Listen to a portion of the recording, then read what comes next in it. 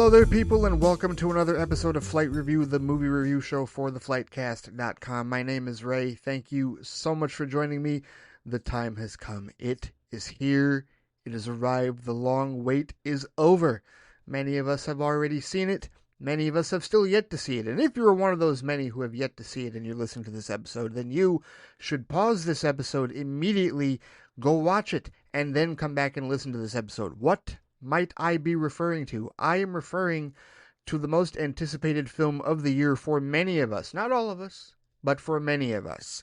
And that is indeed Superman, the 2025 comic book movie entry for DC Studios, the only DC Studios film for the year 2025, and its inaugural launchpad film, if you will. It is here. As of the time of me recording this episode, the Thursday night showings are beginning, if you will, and we've got the big Friday release. I was debating on whether or not to drop this episode on Thursday or whether I was going to wait till the weekend, and I decided, nope, weekend is going to be for Flight Chat and other things. We're going to be talking about this, those of us that have seen it, those of us that want to comment on it and have a spoiler-filled conversation. So this review episode is dropping on what would normally be the regular day for Flightbox. But no, we're taking precedent over TV, right? Because we finished Ironheart, we talked about Ironheart beforehand, and we're in DC mode right now, ladies and gentlemen. That is what today is about, which is a great time to remind you that this show, along with all of my other shows, can be found at theflightcast.com or wherever you get your podcast, whether it is Apple Podcasts, whether it is the Flightcast YouTube page where all of these episodes post, whether it is Spotify, whether it is Pandora, or whatever podcatcher you use, you can find the Flightcast main show every Tuesday. You can find the Flightbox television review show on Thursdays, and you can normally find Flight Review on the weekends, usually around Saturday, Sunday, and of course also Flight Chat, our listener feedback show as well, on Saturday, Sunday, over the weekends. Mostly Sunday is usually when I record that particular show. But all of these shows available at theflightcast.com or wherever you get your podcasts. And of course, thank you to those of you very loyal supporters of patreon.com/theflightcast. I hope that you have enjoyed all of the bonus content that is there. Nearly 200 pieces worth, maybe more, I'm not sure. I lost count on the last one. With more on the way.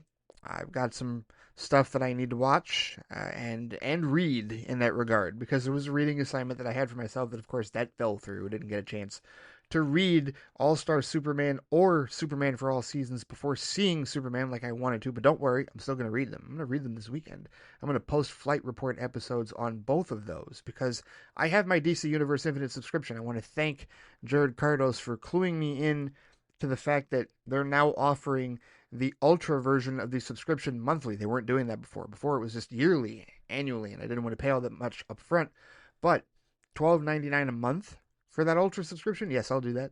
Absolutely, I'll do that. So I've already got For All Seasons and All-Star Superman queued up. I know it's not a ton of issues, but that'll be all the more time that I'll be able to read them this upcoming weekend and post episodes of Flight Report to talk about them and, whatever similarities, because I heard some people draw some similarities between All-Star Superman and the Superman film, which of course James Gunn did inform us that the film would be taking a lot of homage, if you will, a lot of inspiration from those stories. So I will read those stories and get my thoughts out to them as well.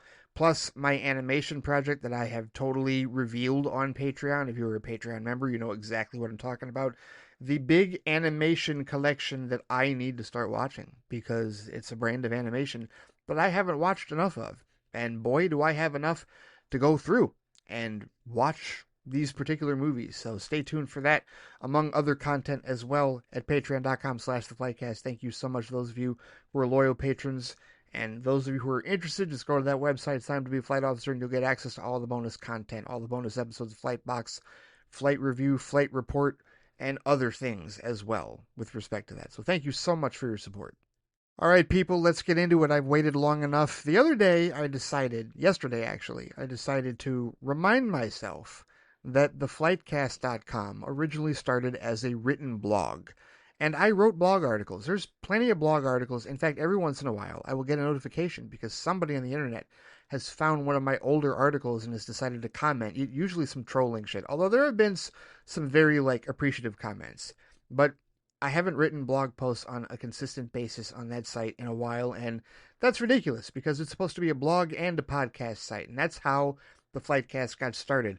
arguing too much with people in Facebook groups about Batman v Superman Dawn of Justice and deciding, hey, I'm going to set up a website of my own to get my thoughts out. That's absolutely why the Flightcast exists.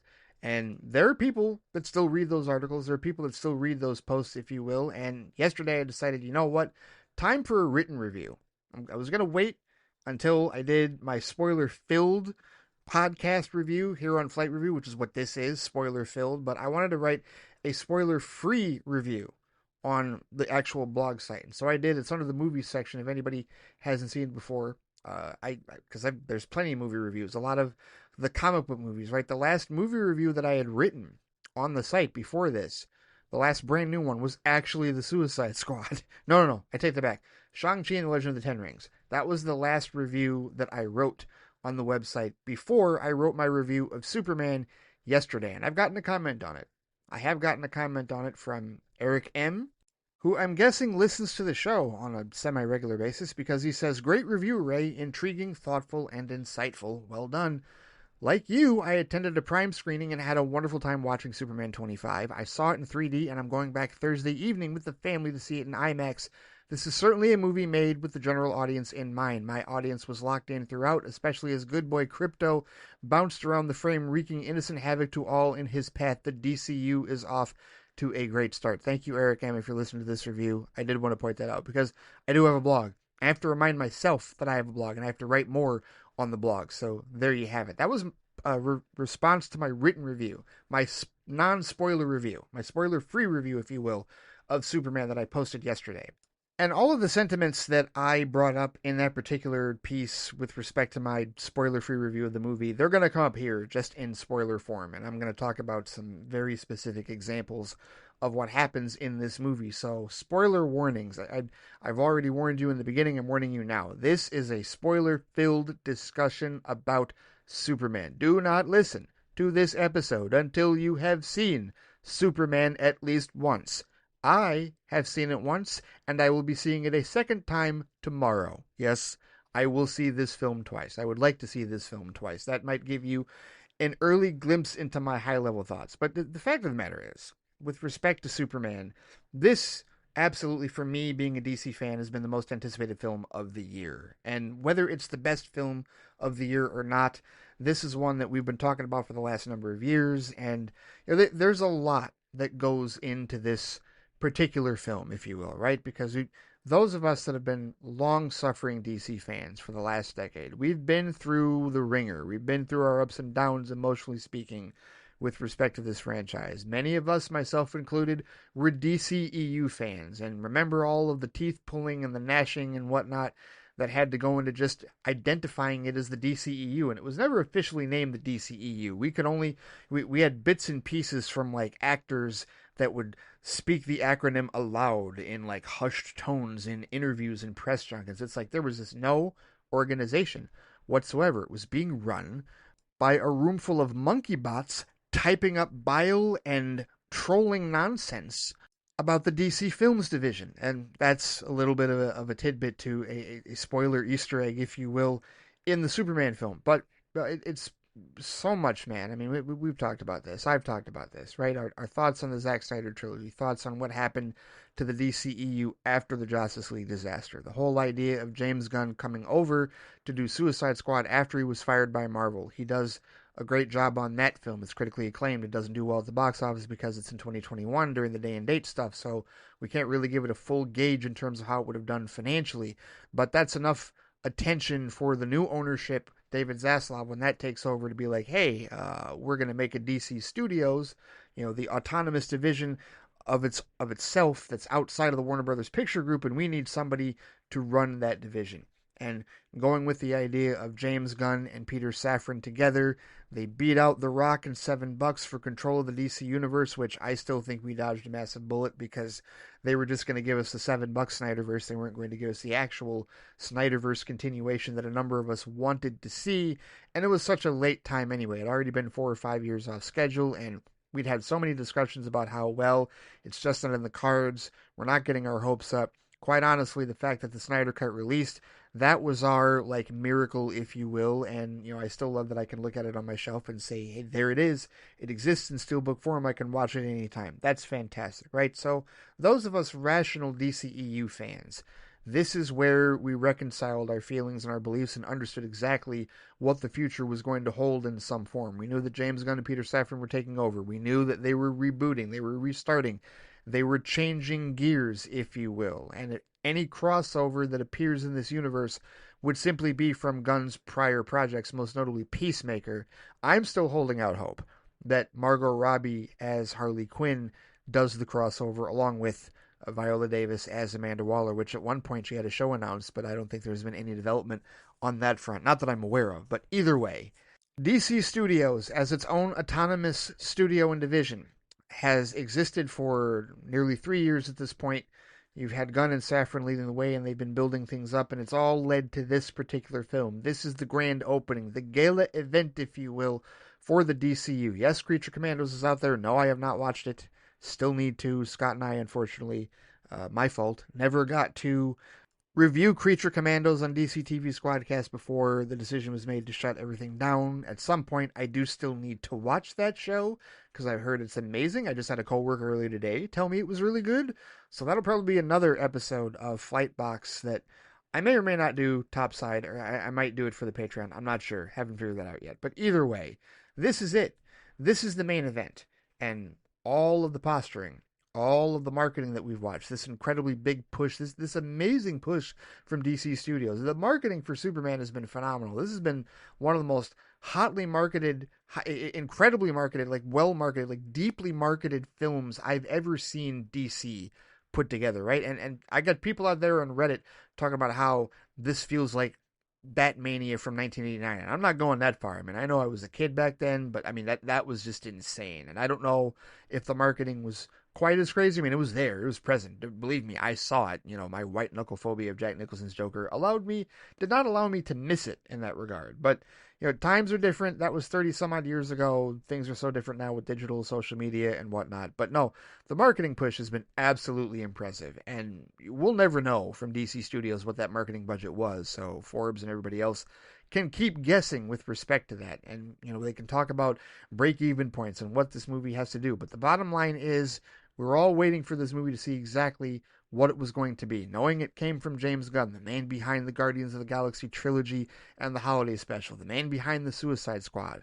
We know what his tendencies are. We know what he does with humor. We know what he does with needle drops. We know what type of tone he has for his films.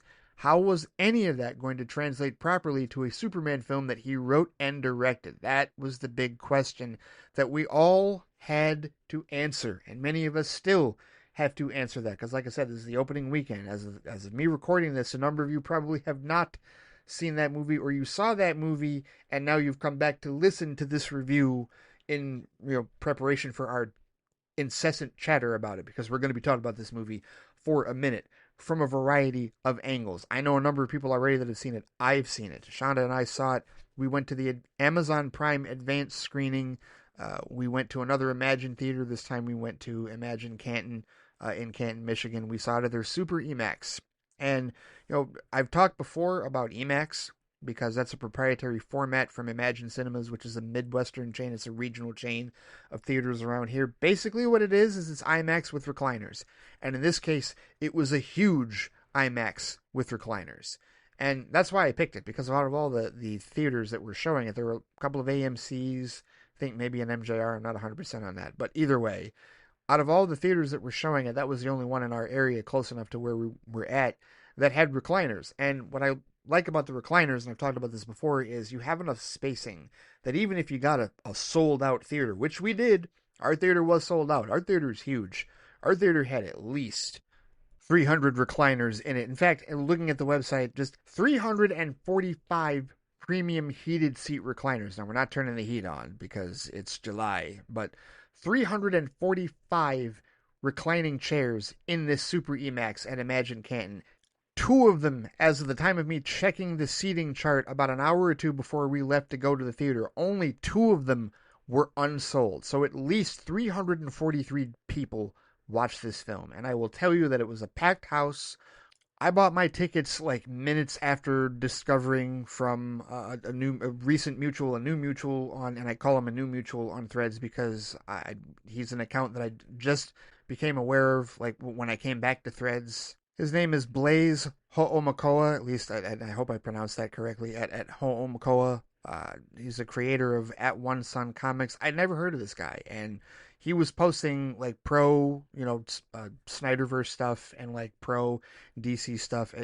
Another one of the rational Snyderverse fans that, of course we exist. If you're listening to the show, of course you know that we exist.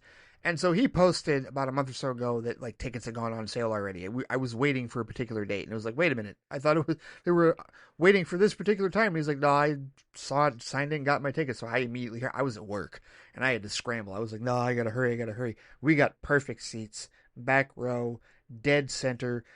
I cannot think of a better vantage point for us to have seen this particular film with nobody behind us, no sound waves, no chitter chatter like behind us, no one kicking our seats. It was phenomenal. It was awesome. And that's a great thing about the IMAX format with the premium recliners is you can fully recline and there's still more than enough room for people to walk, and like get to their seat in front of you. And yeah, they need to sit down at some point, but you don't have to move, right? It's not like a regular IMAX where you're kind of cramped in and you gotta, reposition if somebody is, gets there late and needs to sit down and whatnot. We did have one guy that was late, in the second row, but again, we didn't have to move.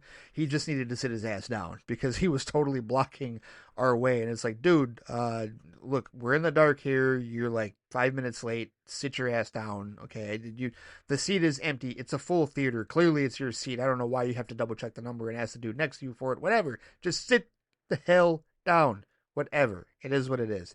It was awesome environment, awesome energy. Truthfully, I don't go to full movie theaters like that much anymore, but this was an advanced premiere, so I knew I was going to have to do that. And we were there with fans, right? And these are fans that, were there to see a new Superman film, and plenty of us were decked out in garb, no dress-ups, no costumes, but plenty of Superman symbol shirts, a variety of symbols, right?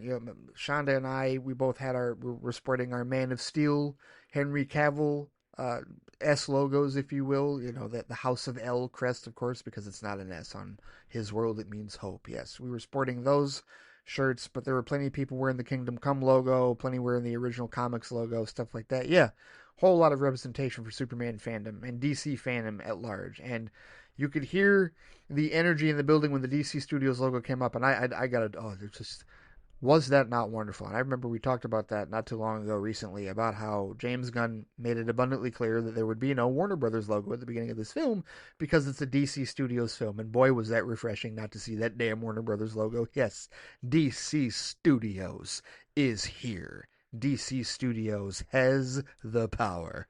Yes, that was fantastic. Loved that. We only had one preview to sit through. In fact, I don't even remember what the preview was. And then we launched right into the movie. As far as, there was that welcome message from, James Gunn, David Cornswet, Rachel Brosnahan, Nicholas Hoult, right? And then we launched right into the film post haste. And for 2 hours and 9 minutes, we sat there and we had an experience. Most certainly we did. So the question is, what kind of experience did we have watching Superman in Super IMAX this past Tuesday? Well, I will begin my high-level thoughts on Superman with the very first sentence from my spoiler-free review, and that is this.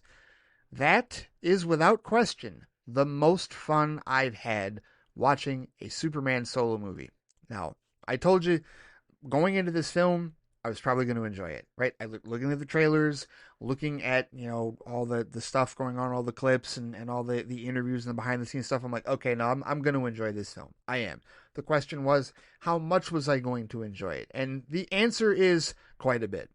I really did. And the interesting thing about that, though, is that because we really relatively have had so few solo Superman movies in the last 20 years or so, right? Because it's interesting. I look at the number and I talk about how Superman has only had 7 solo movies. What a travesty. And then I look at Batman's had 8 solo movies. But what it really boils down to is that the Batman solo movies came out in my formative years where I could still see them at the theater or watch them on VHS, and they were part of my childhood and they were part of me growing up and they were part of my adulthood as well, right? I can't say that about Superman because 4 of his solo movies, the Christopher Reeve continuum, were released before I was 5 or 6? right? Like from 1978 to 1987, right? The last Superman solo film by Christopher Reeve came out the year that my sister Rachel was born, okay? So I couldn't claim those. I couldn't experience those. That means that me, an elder millennial, only had Superman Returns in 2006 and then Man of Steel in 2013 as far as Superman solo movies are concerned. And that's where the travesty really comes into play. That's the perspective. When you talk about millennials and Gen Z, we have not had very many like chances to latch on to a Superman, right? We've only had a reincarnation of Christopher Reeve's version retold by Brandon Routh and then Henry Cavill's version. That's it.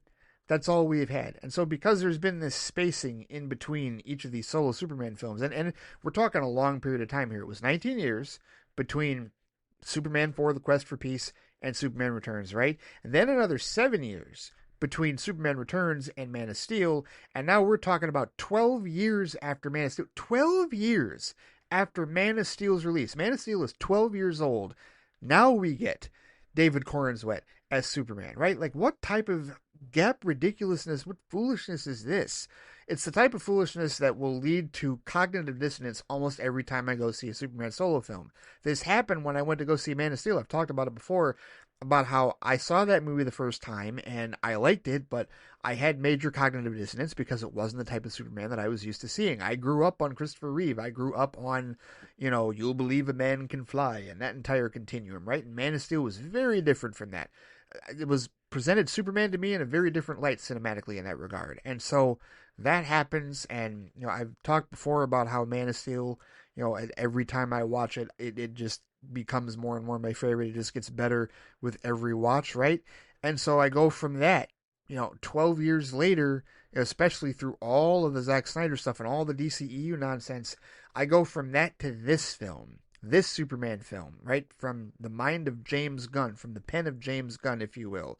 And the cognitive dissonance once again was there because this film is very different than Man of Steel. Extremely different. But I'll tell you what, because I'm older and because I am more well versed in a number of different, filmmaking styles, especially that of James Gunn and whatnot, I was definitely more prepared for this than I was for the dissonance I experienced with Man of Steel in that regard, right? When Man of Steel came out, I was what? It was 2013, so I would have been 30 years old at that time. Shonda and I had only been dating for like a couple of years at that point, right? And Man of Steel, like, that's the one, that the Superman movie that she latched onto. Like, that's definitively her favorite because she didn't even grow up with the Christopher Reeve films in that regard, right? So just in a different mindset and younger. And now this time with this film, it's like, all right, I know what I'm getting into. I'm really good, I feel, at level setting myself and understanding expectations, setting expectations for what I'm going to see. I know this isn't going to be Man of Steel.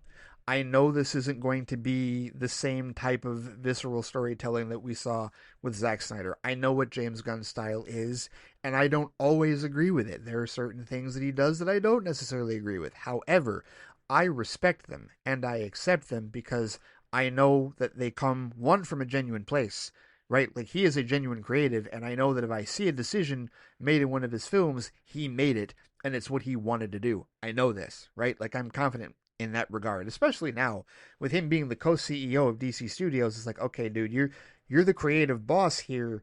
Like, this is literally you're the law of the land with respect to what you can do in this film. And I've said from the beginning, not just with James Gunn, but with any filmmaker, I believe in creative freedom, which means that I, regardless of what I feel personally about James Gunn's decision making with this film or any other project that he does in the DCU, I'm going to respect his creative freedom, and I'm simply going to say either I like it or I dislike it. And I will say that with Superman, there's way more that I like than I dislike.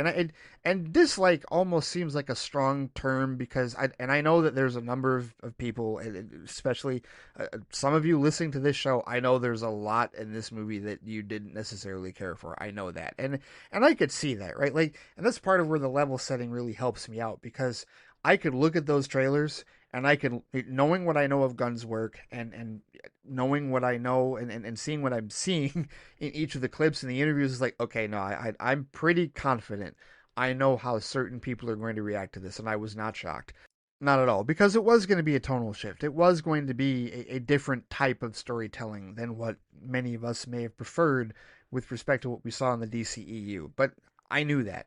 And I think we all knew that. We all understood that. The question was how much of it was going to be, how different was it going to be, and how were we going to process it? And, look, this is where having a wide strike zone and really just caring more about the success of DC Studios really does play in a part in this, because there are things in this movie that don't bother me nearly as much as others. There are. I've been asked multiple times at work to rate this movie how many out of 10. And honestly, the moment the credits rolled, the first number that popped into my head was 8. 8 out of 10. I thought that from the moment, when the movie ended in that regard. This is an 8 out of 10.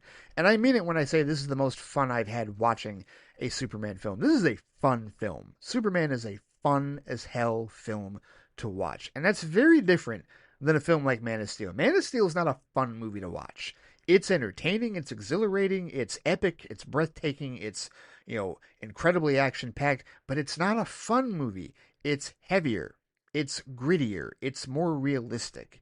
And I know it always sounds ridiculous to say that a comic book film, especially one involving somebody with the powers of Superman, is a more realistic film. But we've talked before about how Zack Snyder was intent on blending the comic book aesthetic with the real world as best as he possibly could. And I think he did a phenomenal job.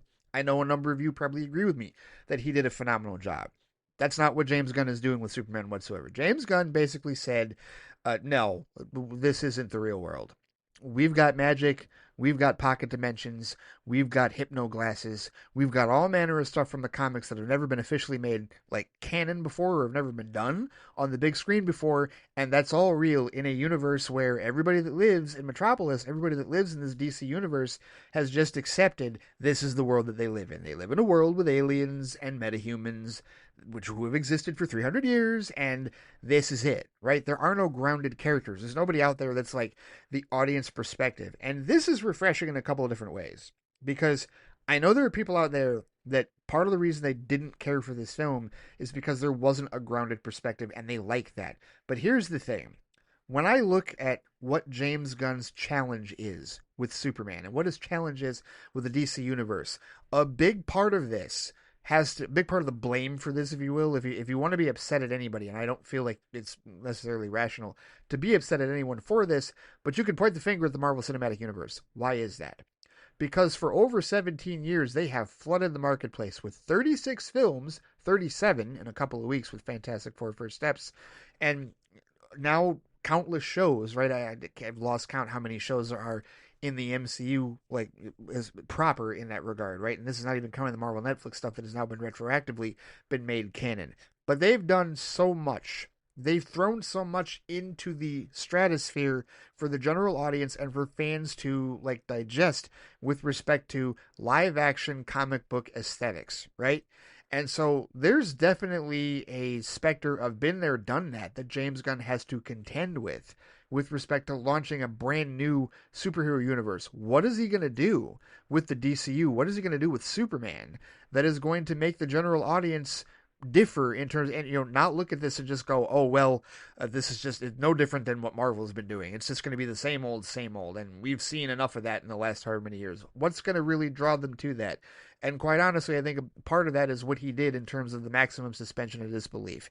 There's no holding your hand with respect to the aesthetic employed here in Superman and in the DCU.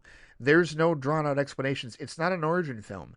Talked about how he's not starting us at the beginning of the DCU. He's throwing us into the middle of a fully formed and functional DC universe. Superman has been Superman for 3 years.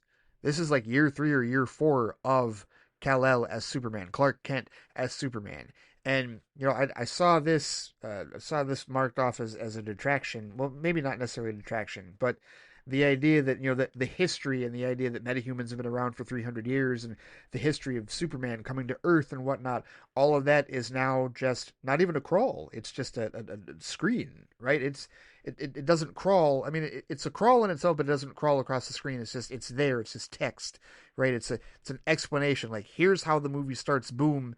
This is where you're at. Because James Gunn has to proceed as though the audience that is watching this movie is already suspending their disbelief because that's how prevalent superheroes have been in the last 20 years. And I mean, more so than at any other time. Superheroes have existed as a genre of film for decades. But in the last 20 years, Marvel Studios has really just flooded the marketplace. Like, superheroes are commonplace as far as Hollywood's concerned. They're arguably the heart of the blockbuster for the last nearly 2 decades in this regard. So the idea is your audience, general audience or otherwise, they're buying money, they're buying a ticket to see Superman. They know how this works. They understand what it is. You don't need to spell things out for them. You don't need to explain it to them. Just throw them right in. And like, okay, this is it. This is our world. This is what is going on.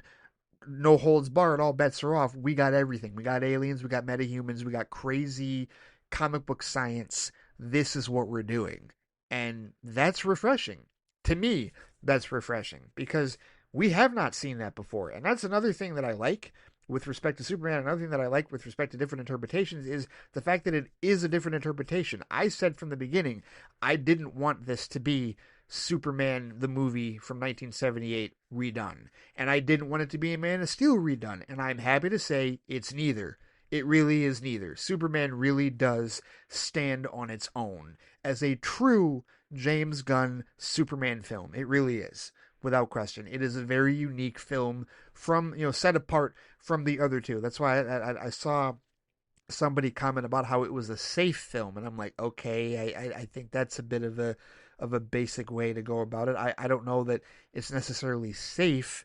I mean, I guess if we're talking about certain things that are done in the film and how it's presented to the general audience and how things are spelled out, okay, I guess you could consider that safe because it isn't quite as daring as Man of Steel was. But the thing is, we already knew that was going to be the case and that it wasn't going to be as daring as Man of Steel because we saw what happened beforehand, right? As much as we enjoyed it and as much as the general audience may have spent money to enjoy it initially in the first 4 movies of the DCEU, Warner Brothers did what they did, screwed everything up, and we knew beyond the shadow of a doubt that there's no way James Gunn was going to repeat the same mistakes. He wasn't going to do the same thing with respect to, whatever worked, whatever didn't work back in the day. He had to go in a different direction. That's why he got hired, because he's not the same type of filmmaker. He's going to take this in a different direction, and he did.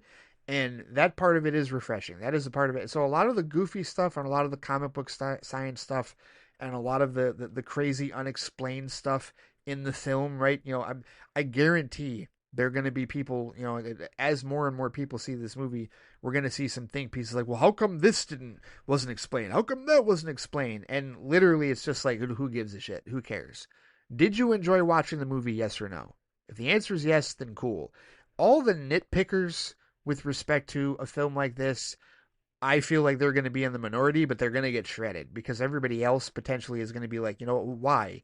Why are you stressing over this mealy-mouthed bullshit? And listen, people are within their rights to do that, right? It's all subjective. If you want to nitpick the hell out of this movie and talk about how this didn't make sense or that didn't make sense, that is entirely your business. You're within your rights to do that. I don't have to listen to it. I don't have to pay attention to it. I don't. Because to me, I feel like nitpicking movies has already become, a horrible part of the discourse anyway. When I see people freeze framing trailers or freeze framing clips, and I know that shit's gonna happen. Somebody about a week or so ago freeze framed a shot from the movie that was in one of the TV spots where like Crypto is like biting at his heels, and as he's walking away from the camera, there's a point where like one of his boots gets elongated by the lens, the camera lens. And it's so clearly the camera lens that is doing this. And it's a brief thing that really you wouldn't catch at all unless you were focused on it.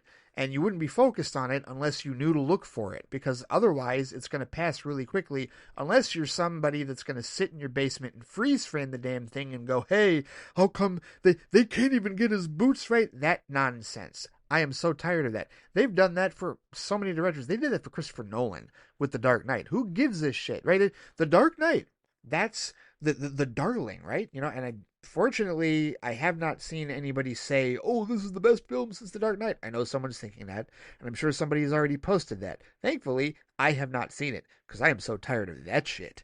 But either way, like all the nitpicking and all of the, like complaining that people want to do with this film, that is your business.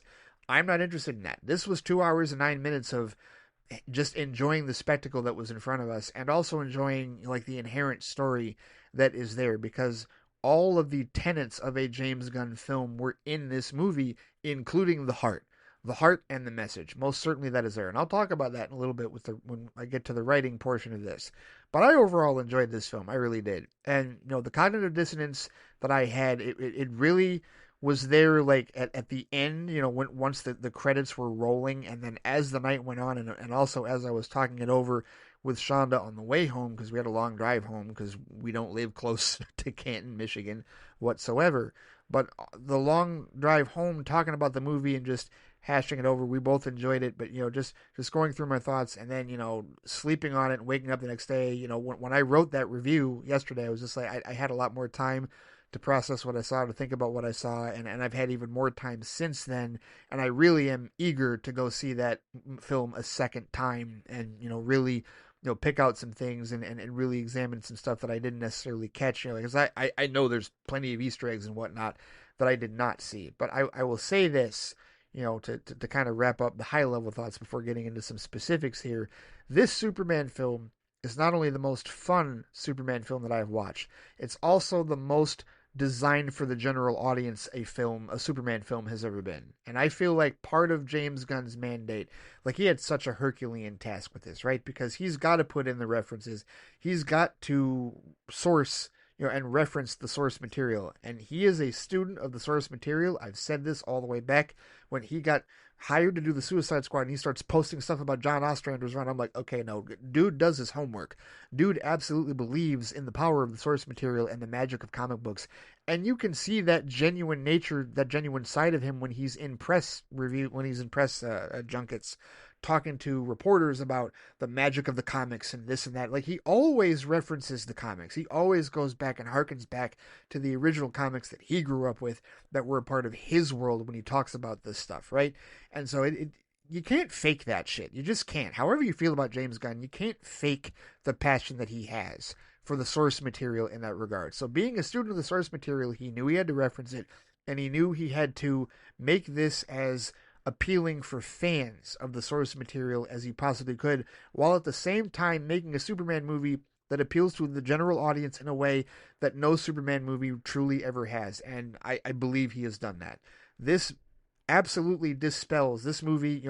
What is it that we've heard from the general audience for years about Superman? He's too powerful, he's boring, and he's unrelatable.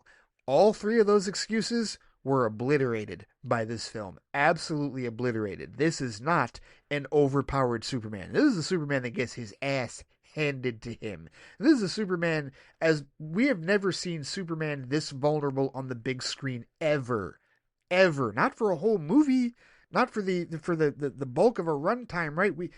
Did Christopher Reeve's Superman have vulnerable moments? Yes, he did. Did Henry Cavill's have vulnerable moments? Yes, he did. Even Brandon Routh's had vulnerable moments as well. But this is Superman vulnerable throughout the film. This is Superman learning. This is Superman evolving, right? This is not an all-powerful godlike figure. This is a dude from Kansas that has superpowers trying to do the right thing. That's what this is.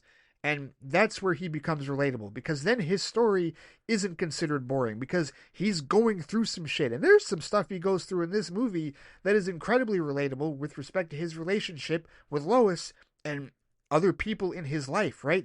There are real life. He's placed into real life circumstances that anyone in the general audience can absolutely point at the screen and go, I know, I've been there, done that. And I'll talk about that here in a little bit, especially when I get to the writing and the portrayals and whatnot. But yeah, this was a Superman film designed to appeal to the general audience first and foremost.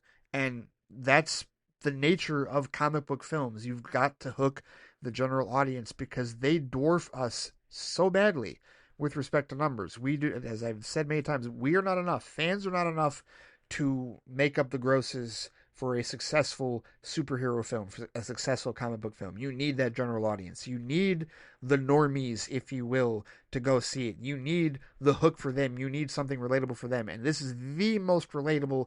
This is the most, like, lesser powered, not all powerful, essentially. This is the least boring Superman. And I don't think any of the Supermen have been boring, personally, in my opinion. But all of those excuses that we've heard from the general audience about why they're not a fan of Superman, dispelled, destroyed, obliterated, annihilated by this film.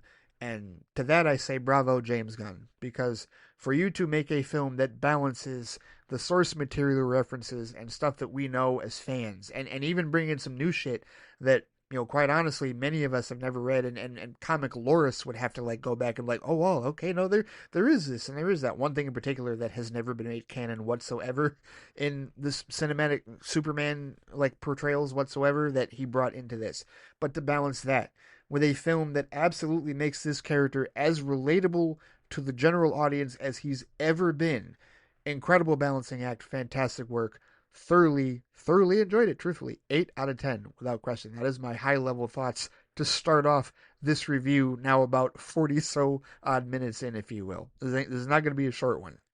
Because I've got a lot to say about this particular cast. And, there's so much to. I'll try and talk about everybody here, but I have to begin with the man himself, David Corenswet, because it begins and ends with him. And, whether or not people consider him to be the strongest performance in this film, it's still Superman. He is the lead. He is the one driving the ship. This story is all about him. And if you're going to tell a story about a guy from Kansas who has superpowers that is just trying to do the right thing, well, then you better get an actor that can portray that can bring out those emotions that we can feel for him throughout the entirety of the runtime of this film. And David Corenswet absolutely, in my opinion, does that.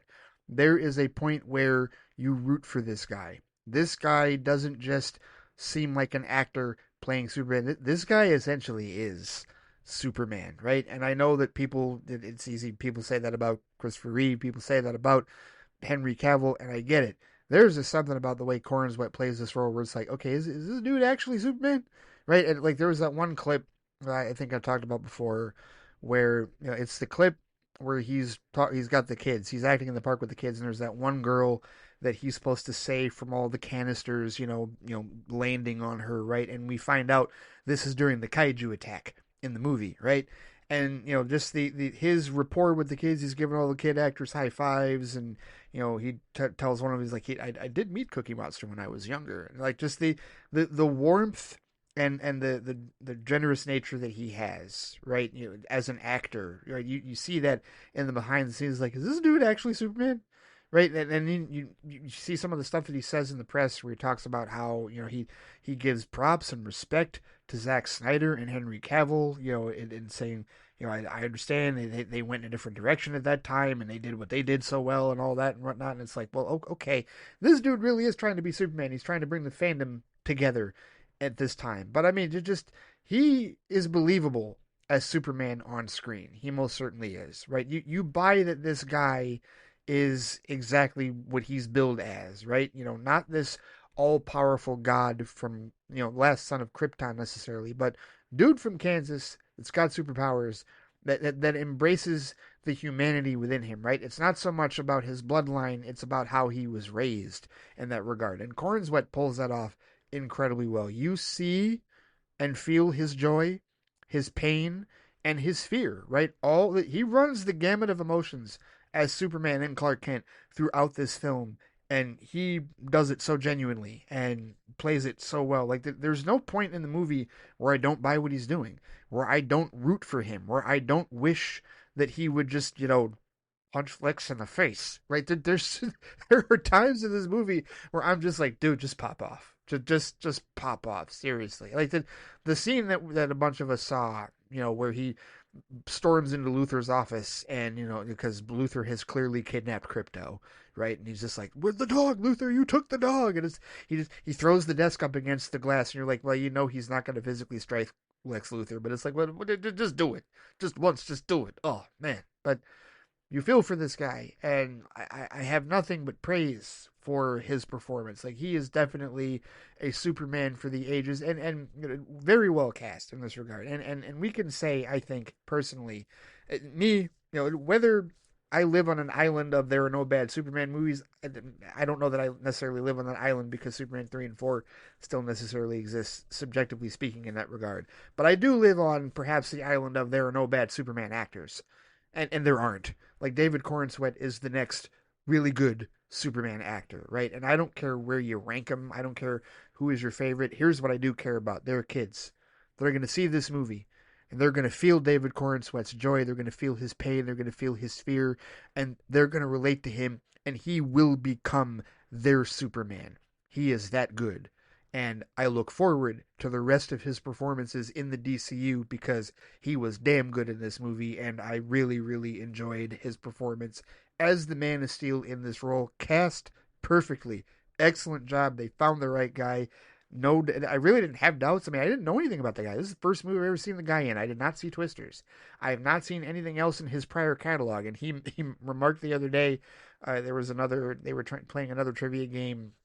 It was the game. It was him, Rachel Brosnahan, and Nicholas Hoult on one of the press junkets, and the game was like, bad descriptions. Like how you badly describe a movie in certain words, right? And the thing is, this interviewer was badly describing movies that they were in, and they had to guess what the movie was, right? And the idea is, well, you were in the movie, so you should be able to guess it. And he out loud made the comment about how he hadn't been in nearly as many movies as either Rachel Brosnahan or Nicholas Hoult, which is true. He has not. So, because Rachel Brosnahan and Nicholas Hoult, we know from other things, whether it doesn't have to be movies either. It could be Marvelous Miss Maisel. It certainly could be X-Men First Class in Holt's case, or Mad Max Fury Road, Warm Bodies, whatever it is, right? But David Corenswet is essentially the rookie here, and he is now Superman. And I mean, he is now like cemented as Superman. I feel like he will be very endearing to this general audience. I do. And a film that really takes his time to make Superman as relatable as possible. They picked the perfect guy for that. They absolutely picked the perfect guy to bring Superman down to earth and make him as relatable and as human as you could possibly make the Kryptonian. So I have nothing but praise for his performance. And now we'll get to his other half in this film, which many people have said that Rachel Brosnahan's Lois Lane is the star and steals the show, and I totally get that, because you want to talk about agency. You want to talk about a force to be reckoned with. You want to talk about a tour de force from a performance. Rachel Brosnahan absolutely is Lois flippin' Lane. She is phenomenal in this film.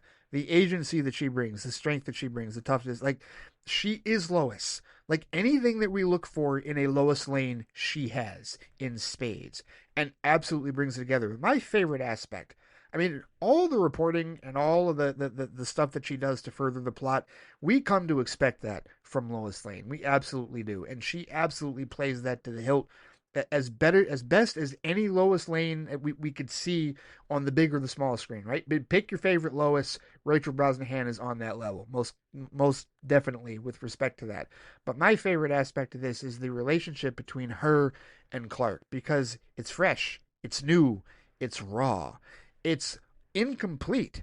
And that's a new dynamic that we're not used to, right? We're used to Lois Lane being the lightning rod, the anchor for Clark Kent / Superman, right? In either of the previous incarnations, right? Whether it's Reeves' incarnation and him falling in love with Margot Kidder's Lois Lane and her falling in love back, and like the passion that was stirred there, or whether it's Henry Cavill and Amy Adams, who really had the strong chemistry and passion from the beginning, right? Like, that passion is there, this is my world, you are my world, right? Like, that's what we're used to with Superman and Lois.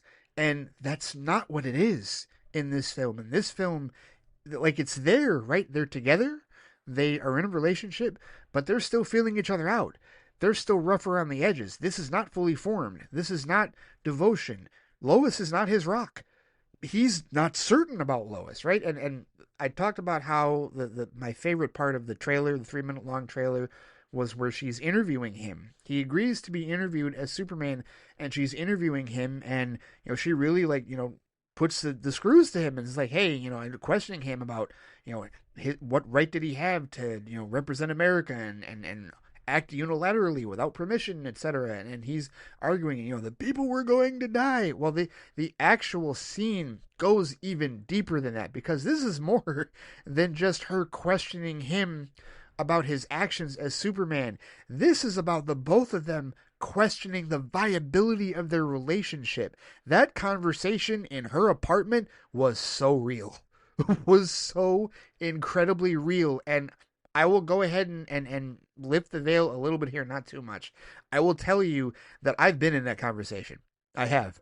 Not necessarily, not Lois and Superman, not like those types of stakes involved, but that conversation that they had that ended up with him leaving the apartment, right? Rather abruptly, because there's a point in the movie, there's a point in that conversation where Lois just kind of, like disengages from the argument and then goes off into the kitchen. She made some offhand comment, and he's like, "What is that supposed to mean?" And she doesn't respond back, and he's just like, "Lois, what is that supposed to mean?"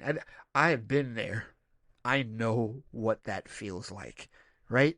Like any one of us that has been in a relationship with a significant other, we know exactly what type of conversation that is. We know exactly when both of you have the shields up and you're kind of digging your heels in and you feel attacked like he certainly did, and she was defending herself as well, and this was one of those cases where, like, okay, how viable is this relationship? The strife, struggle between Lois Lane and Clark Kent in a relationship. When have we ever seen that to this degree on the big screen? We haven't. We absolutely have not. This was uncharted territory, and I loved it. I mean, it was all too real. It was. I'm sitting there in the theater like, wow, okay. I mean, that was when I talk about the relatability of this film. That's absolutely a part of it. Like that type of dynamic. The fact that we do not have a fully formed, infatuated, or whatever the word, however you want to say it. We don't have the full Lois Lane is his lightning rod anchor. We don't. That is in question. At one point, he tells her, "I love you." She doesn't say it back until the end of the movie. I mean, this is a work in progress, in terms of him dealing with all of his responsibilities as Superman, and also his responsibilities in his relationship with her, and her dealing with whether or not she even wants to be in this relationship. And she questions that. She's like, at one point, she's like, "I told you that this is why I don't do relationships." Right? Like, it's so organic, and it's so incredibly well done by the two of them, and that's where the chemistry between Cornswet and Brosnahan is really on display, because it feels real. It's not real. It's Lois Lane and Clark Kent, but it feels like any one of us in that same scenario, any one of us has had a conversation like that, has been in a situation, has been in relationships like that, has had shit called into question between you and your significant other. Any one of us has been in that position. And man, did I love that. That was such a powerful window into, to use Superman. No one would ever think of doing that. Like a longtime fan wouldn't think of portraying their relationship like that. And Gunn just goes, "All right, we're doing this." That's why I push back against the idea that it was safe, because that's not safe. That is not safe to do with Superman fans. And I know there are Superman fans that don't like that scene. I'm sure there are some that do, but I know there are some that don't, right? So I would not call that safe whatsoever. That was a daring choice with respect to Superman and Lois Lane, with respect to their relationship, right? And yeah, we could point to, I don't even know that we saw something like that in Superman and Lois. And that doesn't mean that we didn't see struggle in Superman and Lois. But Superman and Lois, the TV series, right? That's them on a united front as parents raising children, right? There was never any thought in the 4 seasons of that show, like, oh, might they get divorced? Might this? No, that was never going to happen, because they'd been together for too long. They'd been married for too long. This is different. This is raw. This is a couple of months into their relationship, and her dealing with the reality of who he is and the weight of all that, and how how personalized it is between the two of them. And they pull it off so well. And Brosnahan is just, I mean, she's a gem. She's absolutely a gem. She's fantastic throughout this. The amount of agency that she has. I mean, this is one of those cases where it is one of the strongest. It might be. This. I realize that this could be sacrilege talking about, when we talk about Margot Kidder, we talk about Amy Adams, but Rachel Brosnahan's Lois, I mean, is she the strongest as far as a portrayal in a Superman film? I don't know, but it's up there, man. Like, she is absolutely like a crown jewel of this film as far as her performance. She is through and through, and the different layers that we see with her Lois, and not only just in terms of her relationship with Clark, but again, all the reporter stuff, all the Daily Planet stuff, and this is one thing that I will say, getting into a bit of the rest of the cast here, because of the focus on Lois Lane it does take focus away from the rest of the Daily Planet crew. We see everybody there, but outside of Skylar Gassando's Jimmy Olsen, there really isn't development. And I don't even necessarily think that there's development with Jimmy. Jimmy, what he does now, there was a lot more that he did in this film than I thought he was going to do. The whole subplot with him and Tessmacher being his source for all the shit that Lex was doing like throughout the entire film, like that. No, that was a time for Skylar Gassando to be on display where like the movie was his, right? For Jimmy Olsen to get like solo scenes where he is driving the plot forward, doing his job, hilariously, if you will, in a very awkward situation as a reporter, that was great. Like that was awesome. I loved seeing that, to see the dynamic of that triumvirate, right? To see Clark, to see Lois, to see Jimmy, right? And all that going down, like that was cool. But that's really all that we get from the Daily Planet group. We don't get a whole lot at all from Michaela Hoover's Cat Grant. We don't get really anything from Beck Bennett's Steve Lombard. Just a couple of one-liners here and there, but really, it's most disappointing, if you will, when you get to Wendell Pierce's Perry White, and part of that obviously is because there's a decent list of Perry White performances, right? I mean, Jackie Cooper, of course, his Perry White from Superman the movie in 1978, definitely, and then of course I love Lawrence Fishburne and all of his scenes in Man of Steel and also in Batman v Superman: Dawn of Justice. Like he's a great Perry White, and Wendell Pierce. To me, what it felt like is they probably shot a lot more with Wendell Pierce that ended up on the cutting room floor for pacing reasons and whatnot. And that's unfortunate because Wendell Pierce is an awesome actor. I've seen him, The Wire, obviously people know him from, but he was also great in Suits. I've been a fan of his since Hackers, right? And I was excited that he got cast as Perry White, but he doesn't do a whole lot. I mean, he's the boss and he's there, but Lois is really the one running the show. And I get that. Like, I'm not mad at how much agency Lois has. I just needed, or I could have used, rather. I didn't necessarily need, but I would have liked. That's a better way to put it. I would have liked more scenes between her and Perry, right? Can we get the scene where Perry is having a conversation with Lois, about her job and about this and about Superman and all that, right? Can we get that? Is that something that we might get in a sequel, depending on how this film does? Perhaps. But we didn't get a whole lot of it here in the original film, in the first film of the DCU. So it is what it is. That is the one disappointment that I do have with respect to the Daily Planet cast. I don't really care that much about Cat Grant or Steve Lombard in that regard. That doesn't bug me.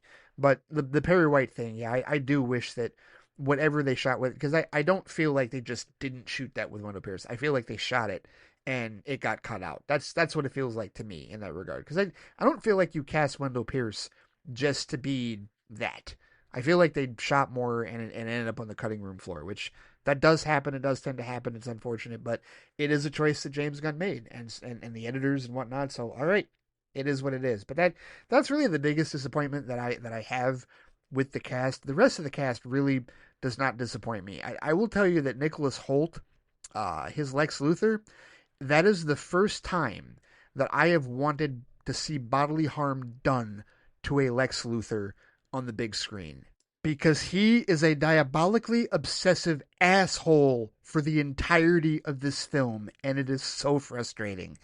And that, of course, is not by any means any type of detraction. No, this is what he's supposed to do. This is what his role is supposed to be. He's supposed to piss me off. He's supposed to be that annoying. He's supposed to be that diabolical. He's supposed to be that controlling and that narcissistic. He's supposed to be all the... This is the id of Lex Luthor. This is like taking all of the most unhinged behavior and emotions of Lex Luthor and putting it on display like dialed to 100 for the entirety of the film. There is no calmness. There is no measured response. There is no subtlety whatsoever with Nicholas Holt's Lex Luthor. He is an unhinged maniac for the entirety of this film. And I think that's necessary. I do. And I know there are plenty of people that think that he went way over the top for this particular role. I think that's necessary because I think with respect to where this story went and how it was played, I think that the type of Lex Luthor that was going to challenge Superman the way that he was challenged had to be an unhinged maniac for the entirety of the film. And Holt plays it extremely well. He is an absolutely diabolical piece of shit. And I wanted him beaten the crap out of in the worst way. So when that happens, at the end of the movie when Crypto tosses him around like a damn rag doll, Hulk Loki style at the end of Avengers, because that's absolutely what I thought. He's in the middle of speaking, and out of nowhere, Crypto just goes, "Enough of you," and slams him all across the room. I loved it. Oh, that was so cathartic. I loved that so much. I'm like, thank you, Crypto. Beat the piss out of him, please. Please tear him a new asshole. He deserved. I said this out loud. I said he deserved every bit of that. And no one disagreed with me whatsoever because, oh, he did. Oh, that's my favorite Crypto scene, and that's like my favorite part of the movie involving Lex because he was such an asshole. And I mean, the obsession, though, right? The whole idea of you have got cameras floating around this dude, you got a whole team of sycophants and yes men who they all can go to hell too, but you're timing his moves, and I wonder if this is from the comics. This is probably another thing that I probably have missed from, like, All Star Superman or For All Seasons or whatever, or from some comic reference. The idea that he knows his moves and is calling out like the different ones for Ultraman to strike at him with, right? It's like this is not a fair fight. This is not a fair fight at all. And of course, Lex isn't gonna fight fair, right? That's just how he is, right? And just everybody that he uses at his command, and it's just it was such a disgustingly infuriating performance, and it worked incredibly well in that regard. Nicholas Hoult, my hat's off to you. You made me hate you. You made me want to see a Kryptonian dog tear you limb from limb across the room, and I was overjoyed to see it. Yeah, I can't say that Gene Hackman, I didn't feel that way. Jesse Eisenberg, I didn't feel that way. Not even Kevin Spacey in Superman Returns did I necessarily feel that way. Like, this was just, man, I tell you, that was a very, was it over the top? Was it a little, like, was there the histrionics and exaggeration there? Yes, of course there was. But like I said, this is the id of Lex Luthor. This was the most unhinged maniac Lex Luthor that we've seen on screen as far as the movies are concerned. And I think Holt played it very well. Played it extremely well. I don't really have complaints about his performance as well. So the triumvirate here with respect to David Cornswet, Rachel Brosnahan, and Nicholas Hoult, they're the stars, and they absolutely are the strongest actors in this film without question. But that does not mean that the rest of the supporting cast did not do their jobs well. And let's go to the Justice Gang for a second here, because I need to quote Shonda for a second. Shonda at the end of the movie, now mind you, she is no stranger to Nathan Fillion, and neither am I. Because, I mean, obviously I've watched Firefly, and she has watched, like, Castle, and I think she has watched a bit of The Rookie. Like, we're both very aware of Nathan Fillion as an actor, right? And as the credits are rolling, I mean, she just had this look of disgust on her face, like, I did not like the Green Lantern. He was annoying, he was frustrating, he was awful. And I just looked at her and went, yep, that's Guy Gardner. Yep, I told her, I said he played that character quite accurately. That's the point. He's like the worst Green Lantern. And she was like, oh, because she isn't terribly initiated into the Green Lantern Corps. And there's a lot that I still don't necessarily know, but I do know that Guy Gardner is an asshole in that regard, right? Compared to the others. And so, yeah, that was just spot on casting. And of course, Fillion was able to play that well, because that's what he does. He plays those types of characters incredibly well with that stupid ass bowl haircut, that Mo Howard, if you will. Yeah, absolutely. So he was outstanding, and this is where a lot of the other comic booky stuff comes into play, and this is where like the goofiness and the comic bookiness of the film, if you will, comes into play, because there's a discussion about whether this is the most comic booky movie that's been made to date. And when you see the manifestation of the Green Lantern powers, and literally there's a point in the movie where he is smashing tanks with giant middle fingers, right? Like that. Now that did get a laugh out of Shonda. She did crack up when that happened, like the giant middle fingers, and that's something that, man, you're never gonna see that in a Marvel movie. You're not gonna see that in a lot of other comic book films. It's just like, yep, there we go, there it is, right? But is that what this character would do? Yes, absolutely. It's what Guy Gardner would do. That's without question. From what I know of Guy Gardner in that regard. So he was great. But I feel like the character that really stole the show as far as the Justice Gang is concerned is Eddie Gathegi. Like and man, just such a great redemption story for him, right? For all the people that are still raw about Darwin from X-Men First Class. Here is his redemption story. Mr. Terrific is a badass. Mr. Terrific is awesome. The scenes with Mr. Terrific in this movie are really good. They're really awesome. I love Eddie Gathegi's, like, how he portrays this character. And the previous incarnation of Mr. Terrific that we did see in live action was Echo Kellum's version in Arrow. And obviously it's a very different type of character, that Mr. Terrific is there in the Arrowverse than he is here. Here, I mean, he's way more confident, way more sure of himself. I mean, very intelligent, highly intelligent, and has got the T spheres and is. I mean, really, he's not a metahuman. James Gunn was talking about like what the definition of a metahuman is, and Mister Terrific isn't necessarily a metahuman, but with his like tech and his intelligence, some could consider him a metahuman, even though he probably isn't in this regard. But yeah, I mean, just he was a joy, and just all the stuff with the pocket universe and stuff that he was doing there, and like when the situational humor happens in the film, like he was really good. He was awesome. There wasn't a ton with Isabella Merced's Hawk Girl, but she's got the one-liners here and there, and she's kind of like the straight man, if you will. The straight person, like in the humor sense, where like she is just gonna drop the one-liners here, like so about the hypno glasses. She does now, right? That type of thing as she's reading the paper and whatnot, like that. Just the way that she would just insert herself into the conversation and consistently rebuff Guy Gardner's Justice Gang name. He's like, nope, it's a stupid name. We don't like that. Like that's the recurring joke throughout the movie, and it's like, all right, I'm good with that. I'm cool with that and she'll be further developed, one would think, because she's going to be in Peacemaker. We know that she and Guy Gardner are going to be in Peacemaker.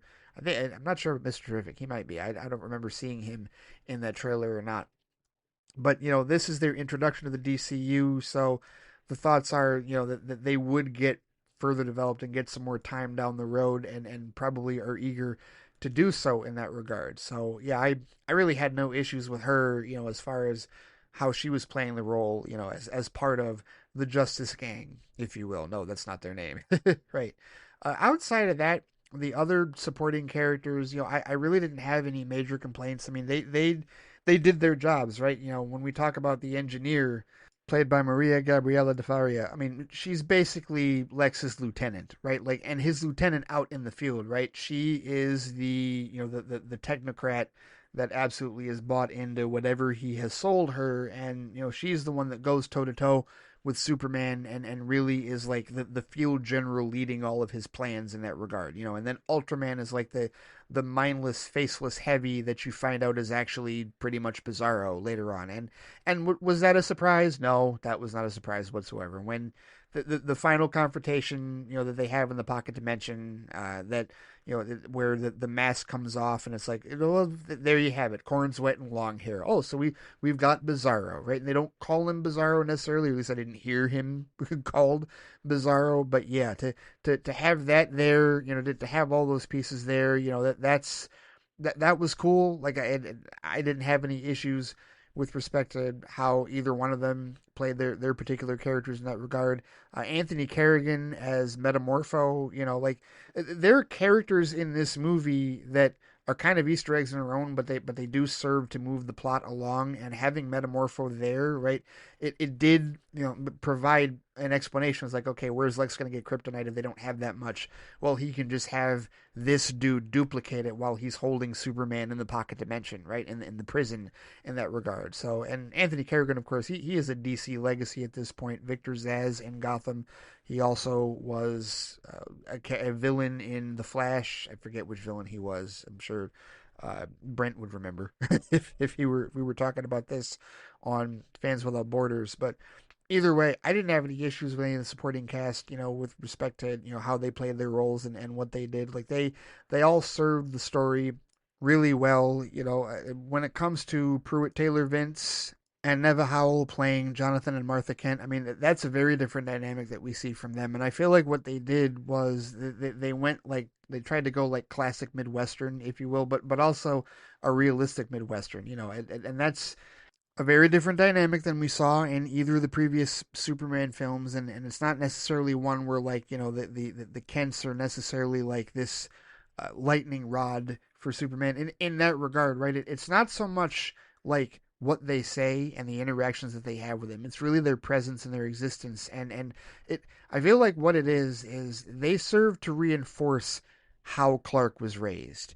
And that's what they do, right? Like they're not there. Like it's not the Kevin Costner or the Diane Lane scenes where, he calls back to his mom and dad, or he has visions of his dad, and he's like trying when he's trying to sort through what he's going through. It's a case where he is who he is, and he's trying to sort through that. And in a moment of weakness, he will turn to them for reassurance of what he already knows, right? Like he's unsure of himself, but he's not that unsure of himself, right? Like it's a case where he's drawing upon like what he knows, and because his world has kind of been shattered, and I'll get to that a little bit here with the writing in a second.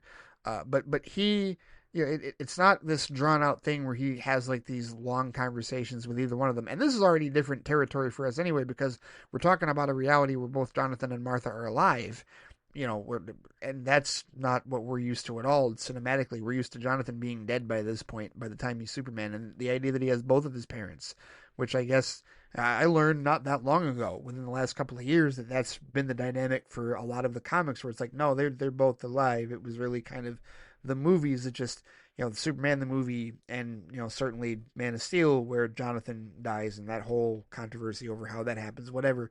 Those are those movies. Here in the DCU, Jonathan Kent is alive, at least in this film. And the reinforcement that they do give Superman in the third act with respect to who he is and how he is the sum of his choices, not necessarily where he came from or his bloodline. Like that message, I think, does ring true. And I think that it was timed well in the movie for them to reinforce that message. And I didn't have any issues with it. I liked it.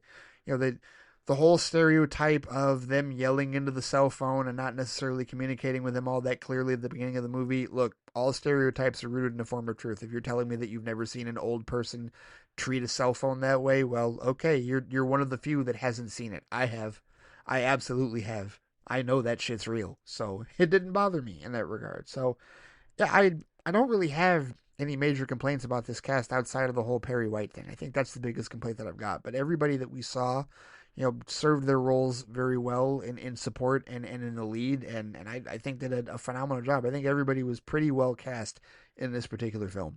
When it comes to the writing of this film, I think that is what is most geared, obviously, toward the general audience, because this story and the elements within it absolutely speak to allegories and stuff that most certainly is relatable for us. I mean, this is a case where the whole plot of this movie is Superman is essentially being challenged and discredited after he took some unilateral actions to stop a war between Baravia and Jarhanpur. And, it's interesting the parallels there, right? So this whole idea is that Baravia is a kingdom run by a dictator, essentially, and not a good person, as far as their president is concerned, and they want to invade Jarhanpur, who does not have the same resources they have. I mean, they got all the might in the military and the guns and whatnot, and they just want to go in and bully Jarhanpur off of their land, right? And Superman stopped that and basically threatened the Baravian president.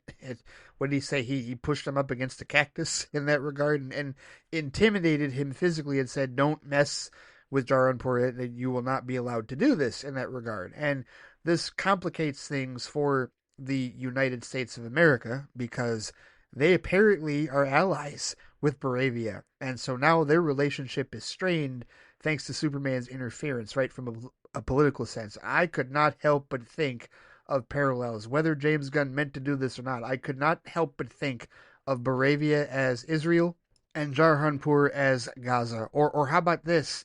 Baravia as Russia and Jarhanpur as Ukraine. Yeah, pick one. Seriously. Those are real world parallels, people. And that's where, and these were things that didn't even necessarily, I mean, they kind of occurred to me like during the movie, but definitely after the movie. And I was thinking, I was like, oh, wow. I mean, the parallels are just absolutely there. And so in the middle of him taking this unilateral action and essentially being called out for it, right? Because the hammer of Baravia shows up in the movie, threatening the lives and causes $20 million in property damage and beats the piss out of Superman. But you come to find out, well, there is no hammer of Baravia. That's just Ultraman in a suit, because Lex Luthor is utilizing this as an opportunity to discredit and shame Superman publicly. And, like, it's all manner of attacks from all angles on Superman, right? Like Lex is just calculated. Like he's gonna hit him emotionally, he's gonna hit him physically, he's gonna hit him spiritually, he's gonna rock his world, right? And that whole thing where he busts into the fortress and steals the message and is able to decode the rest of it. And here's the thing, and this is where a second watch is really gonna help me in this stead, because I've saw some people on Reddit suggest that the message was fake, like the part where his parents Jor-El, and yes, I know that that's Bradley Cooper. That unfortunately was a spoiler that got spoiled for me long beforehand, and I just didn't forget it because you don't forget Bradley Cooper, playing a cameo in that particular role, especially as Jor-El, right? But Bradley Cooper, Jor-El, and Angela Sarafian was Lara Lorvan, right? And so it's this message that the last message from his parents to him, that Superman has been listening to whenever he gets comforted by the Superman robots in that regard, right? When they're healing him, when they're helping him out.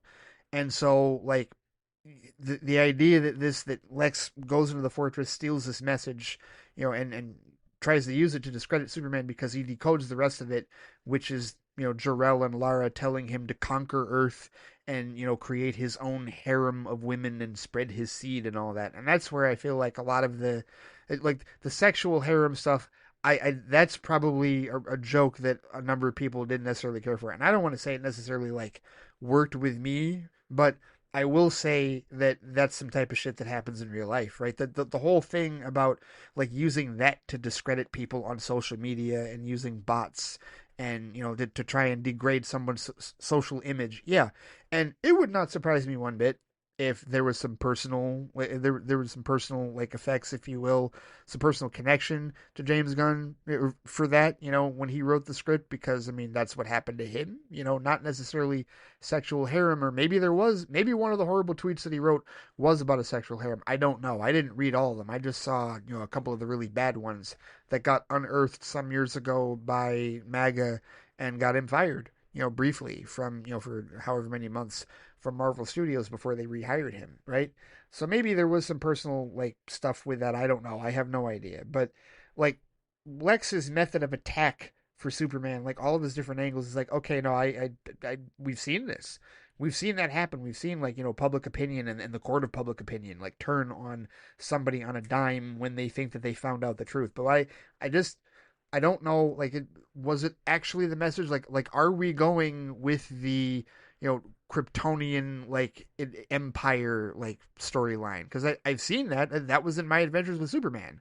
The whole thing, the animated series with Jack Quaid, the whole idea, the concept of, no, he was sent to Earth to like take over, right? Not to be benevolent like we've seen before, right? Is that what James Gunn is going with, or was that part of the message faked? That's the part that I couldn't necessarily discern, and haven't necessarily seen a complete like answer to this. I'm sure many of you'll see the movie and we'll talk about it. We'll hash it out as far as and James Gunn, I'm sure, will hash it out after we get past spoiler moratorium and we find out okay exactly what it is. If the movie didn't make it clear, maybe I'll catch it on the second watch tomorrow. I don't know, but the fact of the matter is Lex just very like obsessively targets Superman, gets him ostracized, and basically threatens his public trust, and it erodes so quickly, that there's a warrant out for his arrest, and that's where Rick Flag Sr. comes into play, and they want to bring him in, and you know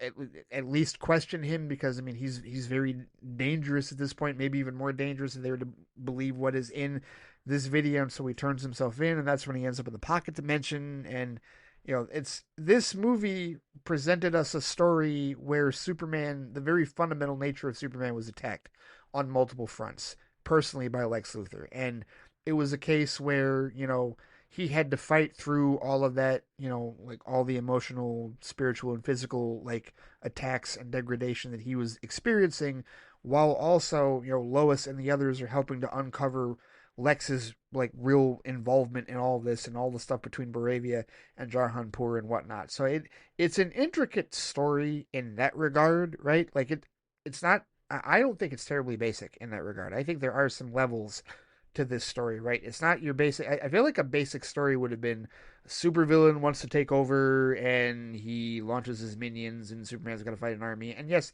there are times where Superman does fight an army, very effectively with his heat vision, and there are physical battles and great action sequences that he does have to take part in. But I do feel like this is a personal story about the essence of Superman and the essence of what happens when a good man tries to do the right thing and has to face the consequences of his actions because he thought he was doing the right thing, but other things arise from that, and people put a bullseye on him, put a target on him, and how does he deal with that?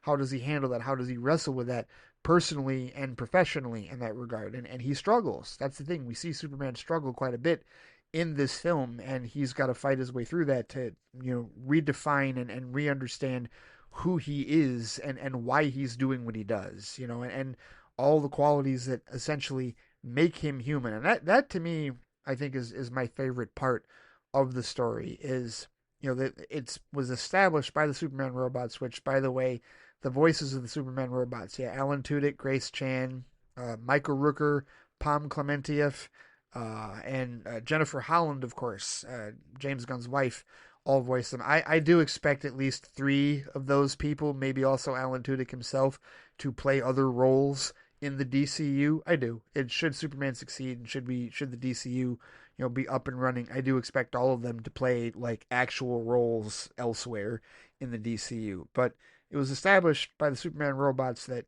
when he's healing in the Fortress of Solitude, like he listens to his last message from his parents because it comforts him. And I love the twist at the end where the movie's over and he's healing after Lex has been defeated and after everything happened, after everything has been wrapped up and solved and his public trust has been restored in that regard. The video that he watches of his parents to soothe him is now all of his home videos with Jonathan and Martha. And it serves to reinforce the fact that at the end of the day, Superman most certainly is not a product of his lineage. It's not a product of his Kryptonian heritage. It's a product of his Smallville, Kansas raising. It's a product of the two good humans that raised him on Earth with the values that he has, right? And that's why this is a story about a good guy with powers trying to do the right thing. That's what this is at the end of it. And again, I feel like it's the most relatable act cinematically that we've seen, to portray Superman on the big screen in this regard. And I love the ending of this movie. I really do. And it's a case where, like when that realization, and you see all the home videos, and that's where he gets the smirk, gets the smile on his face, and that's when he realizes, even though he is this alien sent from another world, he truly is human in terms of his behavior and in terms of his values and in terms of what he's going to do going forward. And he knows who he is, and that's been reinforced, and that is what brings him comfort now. His life on Earth, not his lineage across the galaxy. And I love that. I really do. I like that message. I like that heart. The heart is there. The traditional, the classic James Gunn heart that he puts in all of his films is absolutely in Superman. There's no question about it. And it's no more evident than in that scene, and with how Cornswet plays it, and with how all of it comes to be, and how it's all put together. I like this script. I do. And however people want to categorize, the humor, and listen, the jokes are there, but I still feel like, even though James Gunn is no stranger to the one-liner and the quip, I still feel like a lot of this movie is largely situational humor, which I've said before. I think DC films are much better at situational humor than Marvel films. Marvel films do the one-liners and quips all day. The situational humor is DC's strength. And I feel like a lot of this humor in this film is still situational. That doesn't mean there aren't one-liners. Of course there are. From our comic relief characters and from some other characters here and there, Superman himself included. But still, I feel like most of the humor in this film is still situational. No, it doesn't all work for me, because humor is subjective. But I'll tell you, in that theater, there was a consistent, laughter reactions to the jokes, right? Like the jokes and the humor were appreciated by our audience. There's no question about it. And so I think there's something in there, with respect to the hilarity for everyone in that regard. There most certainly is. And I have no issues with that, because again, that's James Gunn's style. And if you understand James Gunn's style. If you like James Gunn's style, then you don't have an issue with it in that regard. If you don't like his style, then yeah, you're going to have an issue with it. But then I would also question, if you don't like James Gunn's style, why are you watching a James Gunn movie? I know it's Superman, but you've got to know what you're getting into with respect to James Gunn writing this script. You got to know what his style is, and you got to be okay with that. Otherwise, you're not going to have a great time watching that film, truthfully. But yeah, I don't really have. This is a James Gunn script. I don't really have like any major issues with how it was written. You know, with respect to the other the two big characters. Like we do see Peacemaker. We see John Cena as Peacemaker. You know, when we're in the throes of the Superman like smear campaign, he's on the talk show with Michael Ian Black. I think was on his show talking about it, right? And then at the end, you know, it's alluded to in the middle of the movie that Krypto is not actually his dog, and he's kind of, you know, babysitting for him.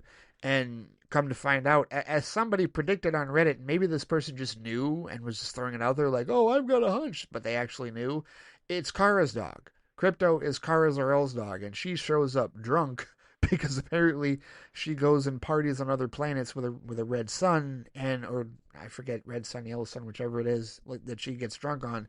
He said it at the end of the movie. He explained it, but she comes to pick up Krypto in a drunken stupor, if you will. It stumbles off, and he basically assigns her loutish behavior as the reason why Krypto is so badly behaved. Right? I mean, the dude tore up the fortress, and you know, just jumped up and down, just knocked stuff down, just was very irreverent throughout the entirety of the film, as irreverent dogs can be in that regard. But yeah, I really didn't have issues with the writing, yeah, because I knew what to expect with the James Gunn script, and I wasn't disappointed in that regard, truthfully.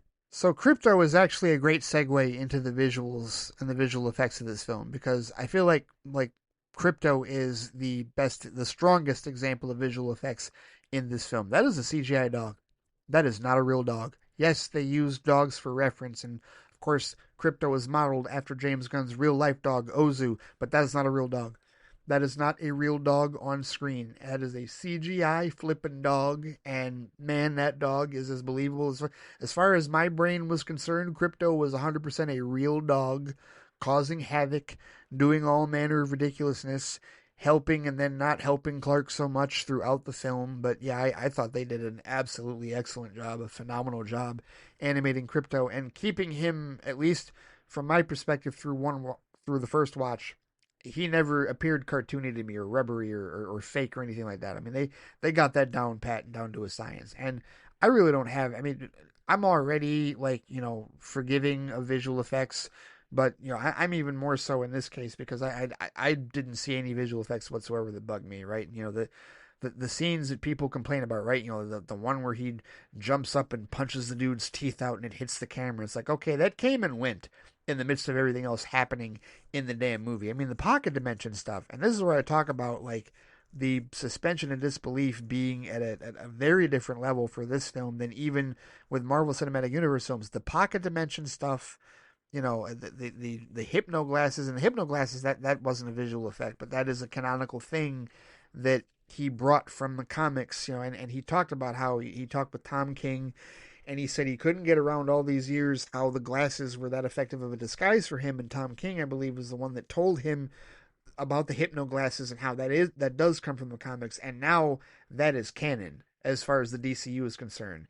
Clark Kent wears hypno glasses that change how he looks in the minds of other people so that they will never see that he's Superman. Yeah, right. Fantastic, outstanding. But as far as the visual effects are concerned, I mean, the Superman action is the Superman action. I didn't have any complaints. There wasn't anything that stood out to me that was just like, oh, well, that's no good. And you know, people love to nitpick visual effects. I am not one of them. Was the action compelling, and did I enjoy what I saw? The answer is yes, then I'm good. The kaiju battle, that was cool, you know, to see this giant monster, and of course he's zipping around saving squirrels and dogs and people, yeah, and the little girl, obviously, that was going to get torn up by the debris, and the yellow canisters, right?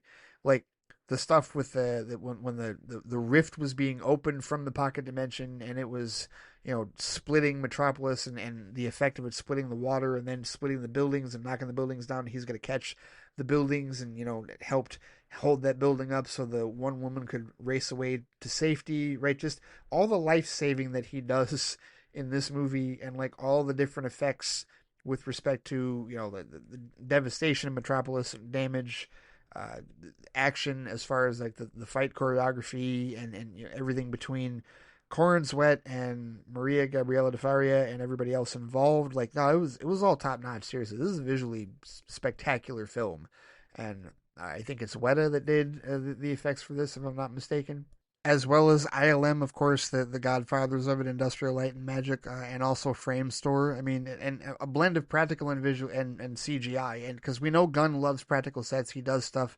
He loves to do stuff practically on set. We saw that with all the set work he did with the Suicide Squad, and also the behind the scenes stuff that he did with this film. So, and I feel like that's the best way to go, is to do a blend of practical and CGI. Not everything has to be done full green screen. And that's definitely something that I hope continues throughout the DCU, so that we never get into a position where it is very clear that these visual effects sequences are just in giant green rooms, which we do see that in the MCU. We do see that in other comic book films. And I hope that they take a beat as far as future DCU films are concerned. They take a beat from Superman and do a mix of practical and CGI in order to get a good blend and really, give you the realistic feel and look with respect to what it is that you're seeing on screen in terms of these super powered beings fighting each other and all this crazy shit happening, in a world that, like I said, suspension of disbelief is at the max as far as the comic book science and as far as, come on, we got pocket dimensions, we got hypnoglasses, we got other craziness going on here with respect to this universe compared to the more grounded versions of a universe like this that we've seen in the past, right? So yeah, I don't really have any visual effects complaints. And I think as far as Henry Bram's cinematography as the DP, I mean, come on, there's a lot of like hard cuts and there's a lot of like frenetic editing that happens in this film, and I've never necessarily been against that. It's a style. It is a style, right? But if you're going to pace this film in a particular way, and this actually is a good time to talk about the pacing, because this film is pretty like briskly paced, right?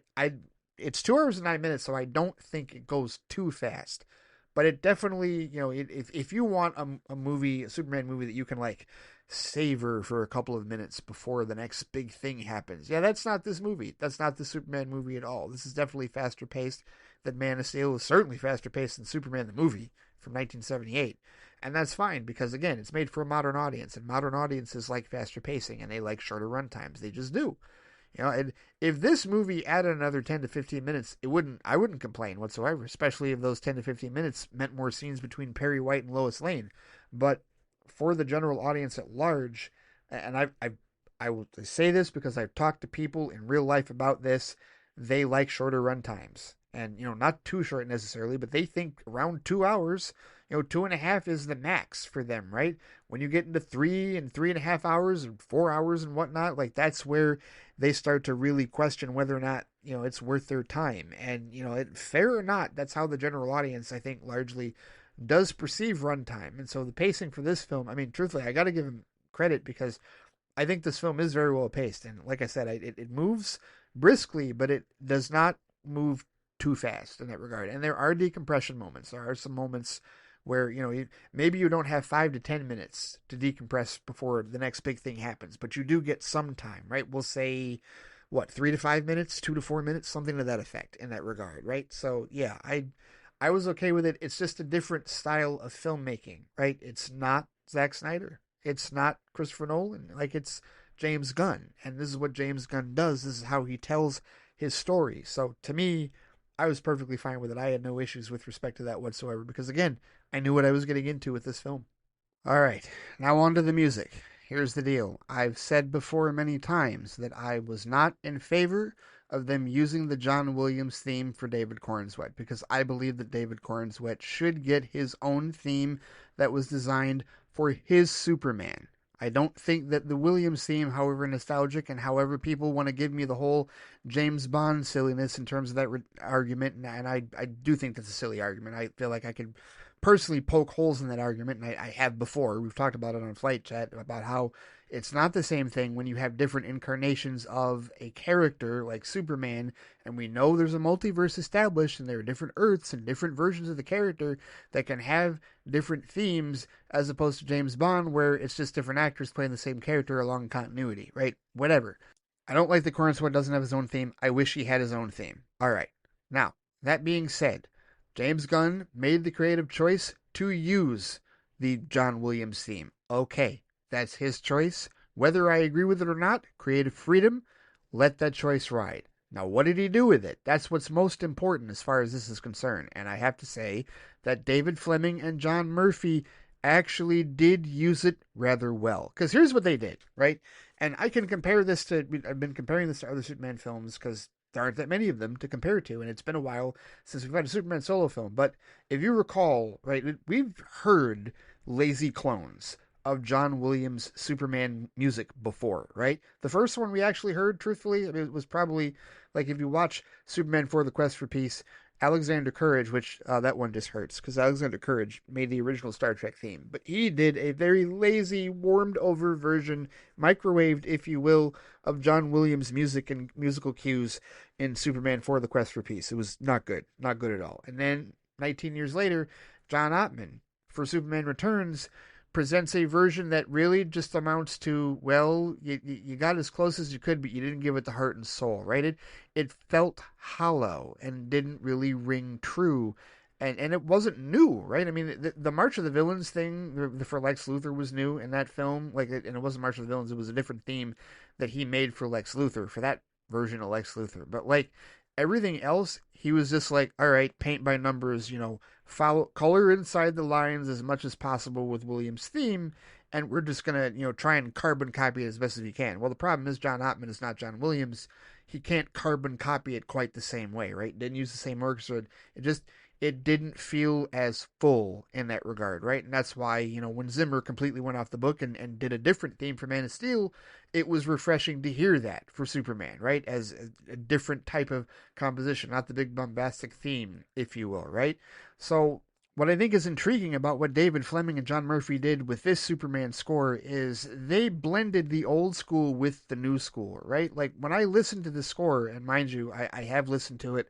I've got it, it just popped up on Apple Music. I've tried listening to cues, and of course I was listening to it throughout the film. And to me, I was enjoying it. Like I'm sitting there like, okay, no, I do like this, right? The music that doesn't use, and there's quite a bit of music that doesn't use the Williams theme. But on top of that, the music that does use the Williams theme, it's new arrangements. It's put in different places. It's modulated to fit the other music that they made for this score, right? It's not lazy. It's not hollow. It's not something that's like, well, let's just get the Williams theme in there for nostalgia. No, they actually decided to take the Williams theme and make it a part of the score, the original score for this film. When you listen to the score, it does not sound exactly like Superman the movie, and it shouldn't. It shouldn't sound like Superman the movie. It should sound like Superman, like this current Superman film, and it does. Because the Williams theme is there and the nostalgia is there, but they arrange it differently. They change the melody and the rhythm at times, right? They add other music into it. Like it's not just a lazy copy. They actually got innovative with it. They actually said, hey, we're going to take the Williams theme in different directions here. You're going to hear that beat, you're going to hear that rhythm, but we're going to take it here and we're going to use the brass here and the strings there and all that. Like there's different parts of it, and this score, there are times where it feels bombastic and old school, and there's even times where it does the James Horner route and has music that punctuates what we're seeing on screen, right? But it also does it with like the modern day, and not so much Zimmer, but I feel like a Rupert Gregson Williams and like some of the other composers, maybe even Benjamin Wallfish, that they take the modern day approach of the atmospheric composition, and they were able to do a score that did that while also being bombastic and punctuating. Like there's a classic feel to this score while still being in the modern wheelhouse of composition in that regard. And I appreciate that, right? Like they actually took the time to craft something instead of just, doing a point and click or a copy and paste rather of John Williams' score, right? It would have been so easy for them to just go the lazy route, but no, they wanted something that was still original, but also drew upon John Williams' score, right? Like they could take the basic themes, like the dun dun dun dun dun dun, and the dun dun dun dun dun dun dun dun, and then of course the dun dun dun dun dun dun dun, where it says Superman. Like they could take that, but it's not just that, right? They slow it down at times. They put it in different keys, right? And they change the speed of it, and they put it in different places, and they add it with other music, and it doesn't go in the exact same direction as the original Williams score went. It goes in different directions to fit this Superman, to fit this film, to fit this story. So that I like. That I really like. If you're going to do it, if you're going to use the score, that I don't want you to use, if you're going to use someone else's theme, at least craft it in a way that fits your Superman so that it doesn't just feel like you're trying to give us, trigger the nostalgia buttons like so overtly with the John Williams theme. It should be not subtle necessarily, but it should be something that like weaves its way through the other music that you were creating. And I feel like that's what it does. The Williams theme weaves its way through the other music that David Fleming and John Murphy made for this film. And that I can live with that. I can live with that because at least you're not being lazy. At least you're not just copying and pasting. At least you're not just saying, well, redo Superman 78. No, that's not what this is. That's not what they did at all. They did not redo Superman the movie from 1978. They took the Williams theme and used it as inspiration for a new score that they made for this film. I can live with that. I can. If I have to deal with the John Williams score still being a big part of this film and being a part of the DCU, then I would rather it be that way. And I'm glad that they did it that way. I'm glad that that's the tack that they took with it instead of doing, again, what Alexander Courage did in Superman for The Quest for Peace, and certainly what John Ottman did. And that's not even, I won't even, well, I guess I will bring up briefly Danny Elfman's absolute lazy foolishness with Justice League. No, just no. Absolutely not. So, yeah, I like the score. I do. And there are other, musical motifs and other pieces from it that, don't involve the Williams theme that I really like and really serve to heighten the tension and really put things on display. And also, I will bring this up because, one of the things that we talked about was whether or not this movie was going to be filled with needle drops, like James Gunn's other movies. It's not filled with needle drops, but that does not mean there aren't any. There are a few. There's 5 Years' Time by Noah and the Whale, which I'm guessing that's the song that happens during the big fight sequence where Mr. Terrific takes down all the agents that are guarding the pocket dimension. I'm guessing that that's what that particular song is. But no, the one that I really like, which ties into a recurring theme in the movie about being about what the real punk rock is a song by the Teddy Bears called Punk Rocker, which is what the movie ends on, right? That scene I talked about at the end that I really like, where he's healing and resting to the home videos of him with Jonathan and Martha. That's where the end credits start. And the end credits, it's not orchestral. It's not an orchestral ending. It's Punk Rocker featuring Iggy Pop by Teddy Bears. I've never heard this song before, and it has been in my head for the last 2 days. I like that. I'm not anti-needle drop. I like needle drops. I do. There are needle drops certainly in the Guardians of the Galaxy movies that I enjoy, right? And the thing is, I do agree that Superman does need to have an orchestral score, and it does. It largely does. 75 to 80%, maybe even more than that, maybe 85 to 90% of this film is orchestral scores. There's 2 needle drops. Come on now. We're really going to complain about 2 needle drops? And I'm not, personally, especially since I really like the last needle drop. I really like the Punk Rocker needle drop. I really like this ending. This ending just, it's like a more low-key, humanized, like down-to-earth ending for Superman, and just I really think it fits. I think it fits the tone of the movie and what the story that they told, the story that they're telling here with this version of Superman. I like it. I really do. So it's for all the things I could complain about with respect to the music, there's actually a lot of it that I do like, and there's a lot more that I enjoy rather than complain about it. And of course, it's not like I don't like the Williams theme. Of course I like the Williams theme. I've listened to the score for Superman the movie countless times. I damn near know the whole thing by heart. And that's also how I know that this wasn't a lazy copy of it, and I actually applaud David Fleming and John Murphy for not being lazy copy artists with respect to that. So bravo.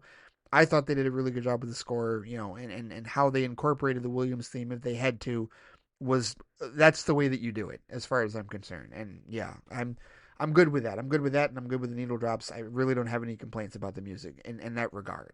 So overall, guys, final thoughts. I liked it. I really did. Superman was a really fun, good movie, like really well done film for James Gunn, and a great start to the DCU. And I feel like this is a longer review because I mean this is a big deal. Like this particular film is a big deal. It doesn't just represent the first Superman solo film in 12 years. It doesn't just represent a brand new era to start the DCU, but we're talking about a character that, quite honestly, should Superman's popularity be like on the same level as Batman and Spider-Man? Yes, he should, but he's like just behind that, and I feel like a lot of that is because he's been screwed over like how many times as far as the big screen is concerned. Superman does not have as many big screen solo films and adaptations as he probably should.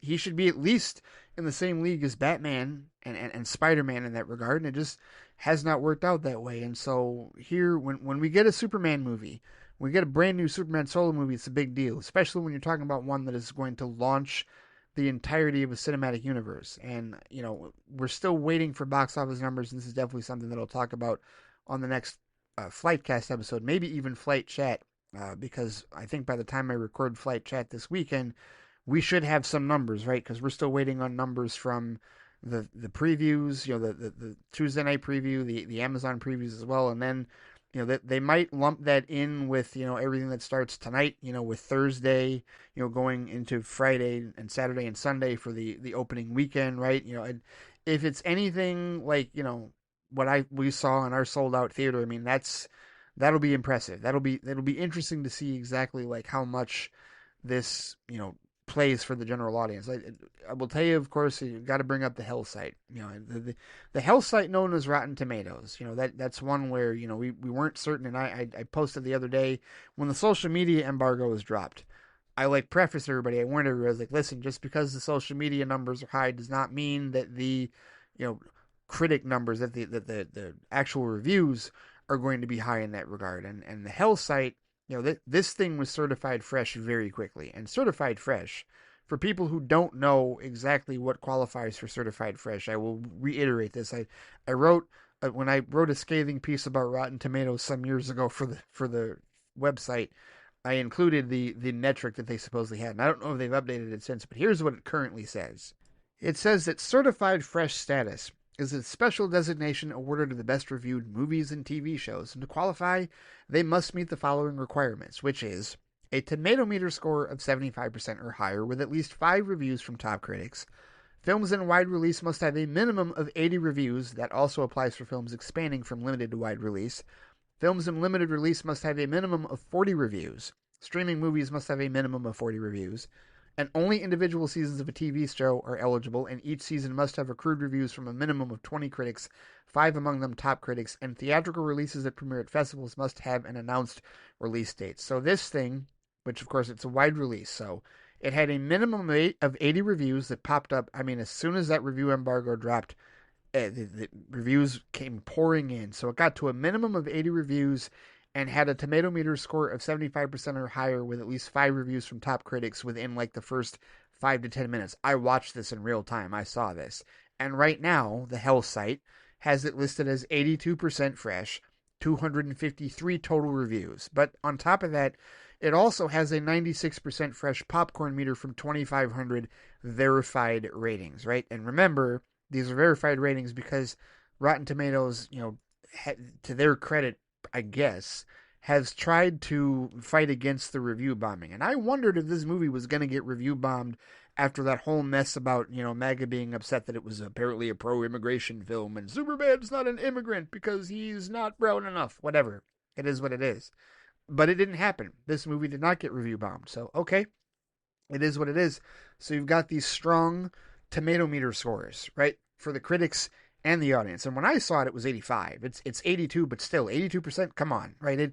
Especially for those of us, like any of us that still care about Rotten Tomatoes, and there are those of us that do. And I'm bringing it up because as I've said before, it's part of the discourse. I don't like that it's part of the discourse. I still encourage people to make their own minds up with respect to not relying on it to make the decision for them to see a film. However, I would be lying if I said that it didn't feel good for a DC film, especially the first DCU film, to be reviewed this positively, so that I don't have to do the whole, concerned about whether or not the studio, DC Studios in this regard, is going to listen to the critic scores or the money, right?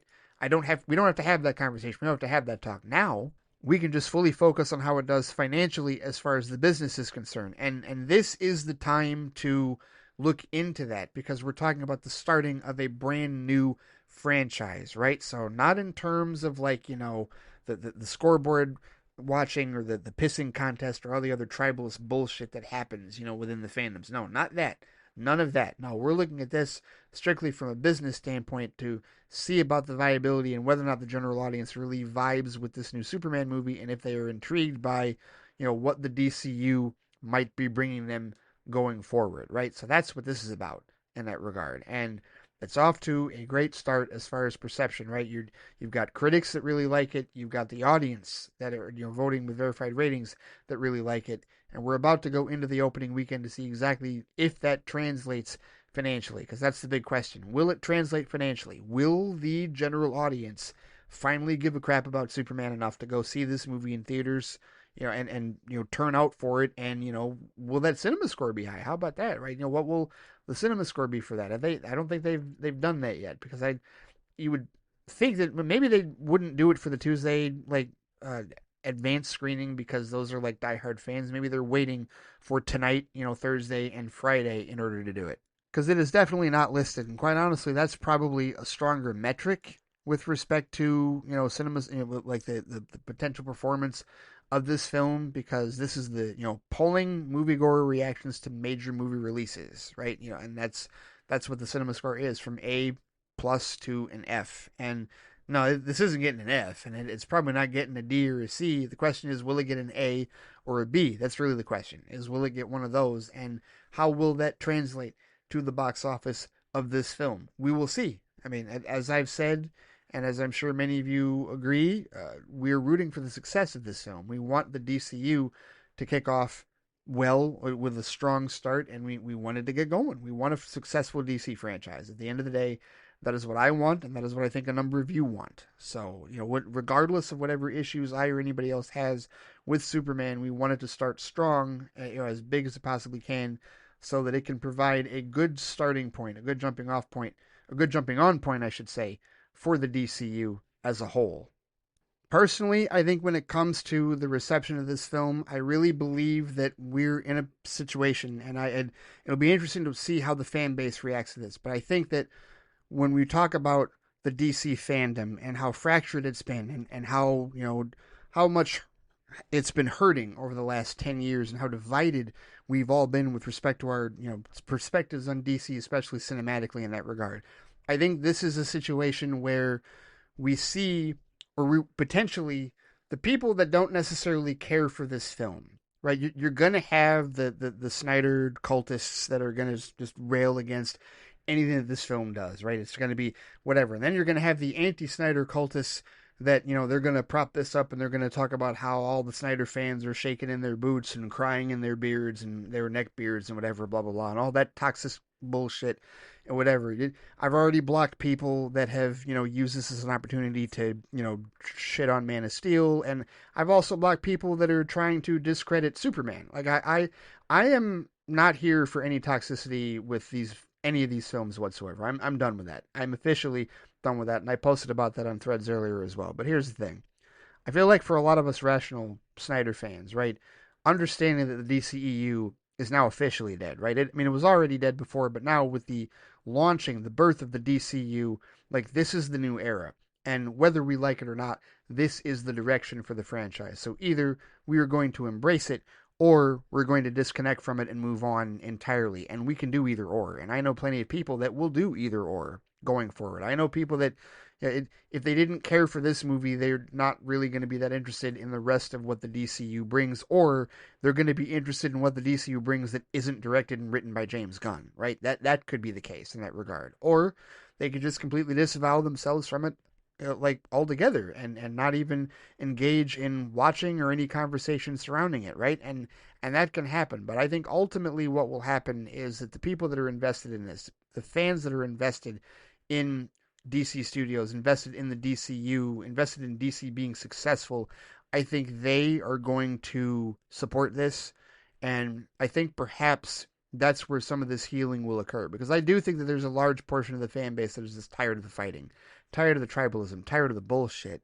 And they just want to enjoy what they enjoy and, not hear from toxic trolls on social media about what they should be liking and what they shouldn't be liking. Screw that. Stop telling us how to feel with respect to this stuff. They can feel whatever they want. They can be as miserable as they want. I like the fact that I can say, like 100% genuinely, that I enjoy Superman the movie from 1978, that Man of Steel from 2013 is my favorite Superman film still to this date, and that I had a great deal of fun watching Superman currently in theaters right now in 2025. Because that makes me happier than every other troll that it makes me happier than the Snyder cultist, makes me happier than the anti-Snyder cultist, because I get to enjoy all of it while they want to lock themselves into a box and only enjoy some of it. My happiness is greater than theirs. And at some level, they are more pathetic than I am, because they have to find a way to shit on the ones that they don't like just to prop up the ones that they do like, that they think is like saving things, right? First good Superman movie in 20, 30 years. Yeah, okay, you pathetic, miserable people. Whatever. You go sit in your corner. I don't need to deal with any of that bullshit. I like all of it. I enjoy all of it.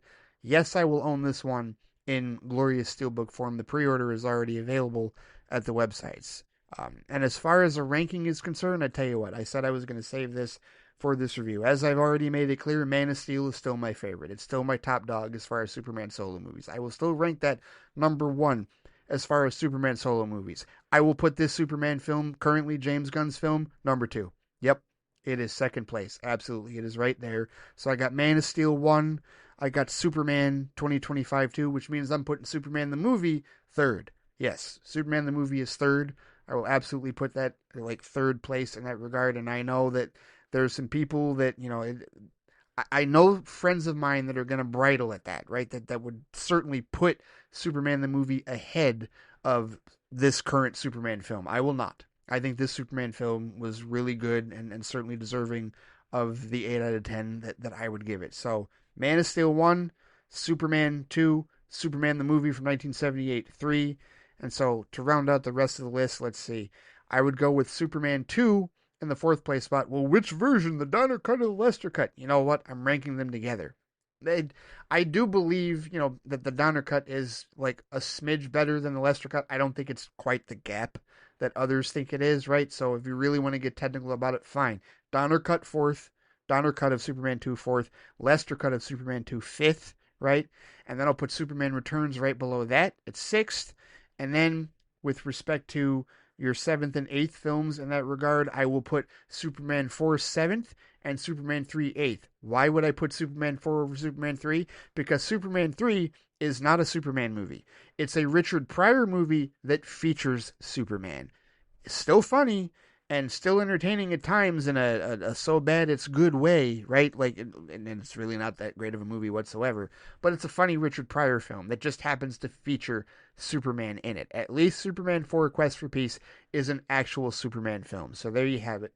That's my Superman solo ranking. Just to reiterate, Man of Steel 1, Superman 2, Superman the movie from 1978 3, Superman 2 the Donner cut 4, Superman 2 the Lester cut 5, Superman Returns 6, Superman 4 Quest for Peace 7, Superman 3 8. That is my ranking in order for the Superman solo films going forward at this point in time. And I don't see that changing anytime soon. And I'm pretty sure that my second viewing of Superman tomorrow will cement that. So I salute you, James Gunn. Thank you for an awesome launch to the DCU. And I hope it succeeds as well as it possibly can over this opening weekend so that we can get the DCU off to a good foot and really start to play out this Gods and Monsters Chapter 1 and get this franchise going in a successful bout going forward so that we can finally celebrate a successful DC universe that will be heralded by a DC Studios that will not be micromanaged by the morons at Warner Brothers Picture Groups and will enjoy great success on the big and small screens. Because don't forget, they got the shows. They're planning out the shows, right? We got Lanterns. We got Peacemaker Season 2. We got that coming up as well, in addition to Supergirl. So, yeah, here's hoping, fingers crossed, that this goes off without a hitch. So far, so good, but let's see what that box office is like. I'm sure we'll be talking about it pretty soon here. But for now, that is going to do it for this extended episode of Flight Review, my extended thoughts on Superman. Thank you so much for listening. Thank you so much for supporting the Flightcast. Remember, I truly hope that you haven't listened to this before watching the film. I truly hope that you have watched the film and then listened to this. And then you can join the feedback circle in the discussion on Flight Chat, because we're going to be talking about this movie for a good while with respect to spoilers and with respect to how we feel about it and what we think it's going to do and its performance at the box office and the future of the DCU and all that jazz. And if you want to join the feedback circle this weekend for Flight Chat, because we're going to be talking everything Superman among other things, you know where to find me on Threads and Instagram at the Flightcast. You can also comment on the posting for this episode on the Flightcast YouTube page. There's the Flightcast Facebook page. I'm on BLUESKY at Flightcast, and of course I can be reached by email at ray@theflightcast.com. All right, take care, stay safe out there, have a great weekend, enjoy the movie, hopefully you've seen it already and you go see it again, and I will see you all next time. Take it easy.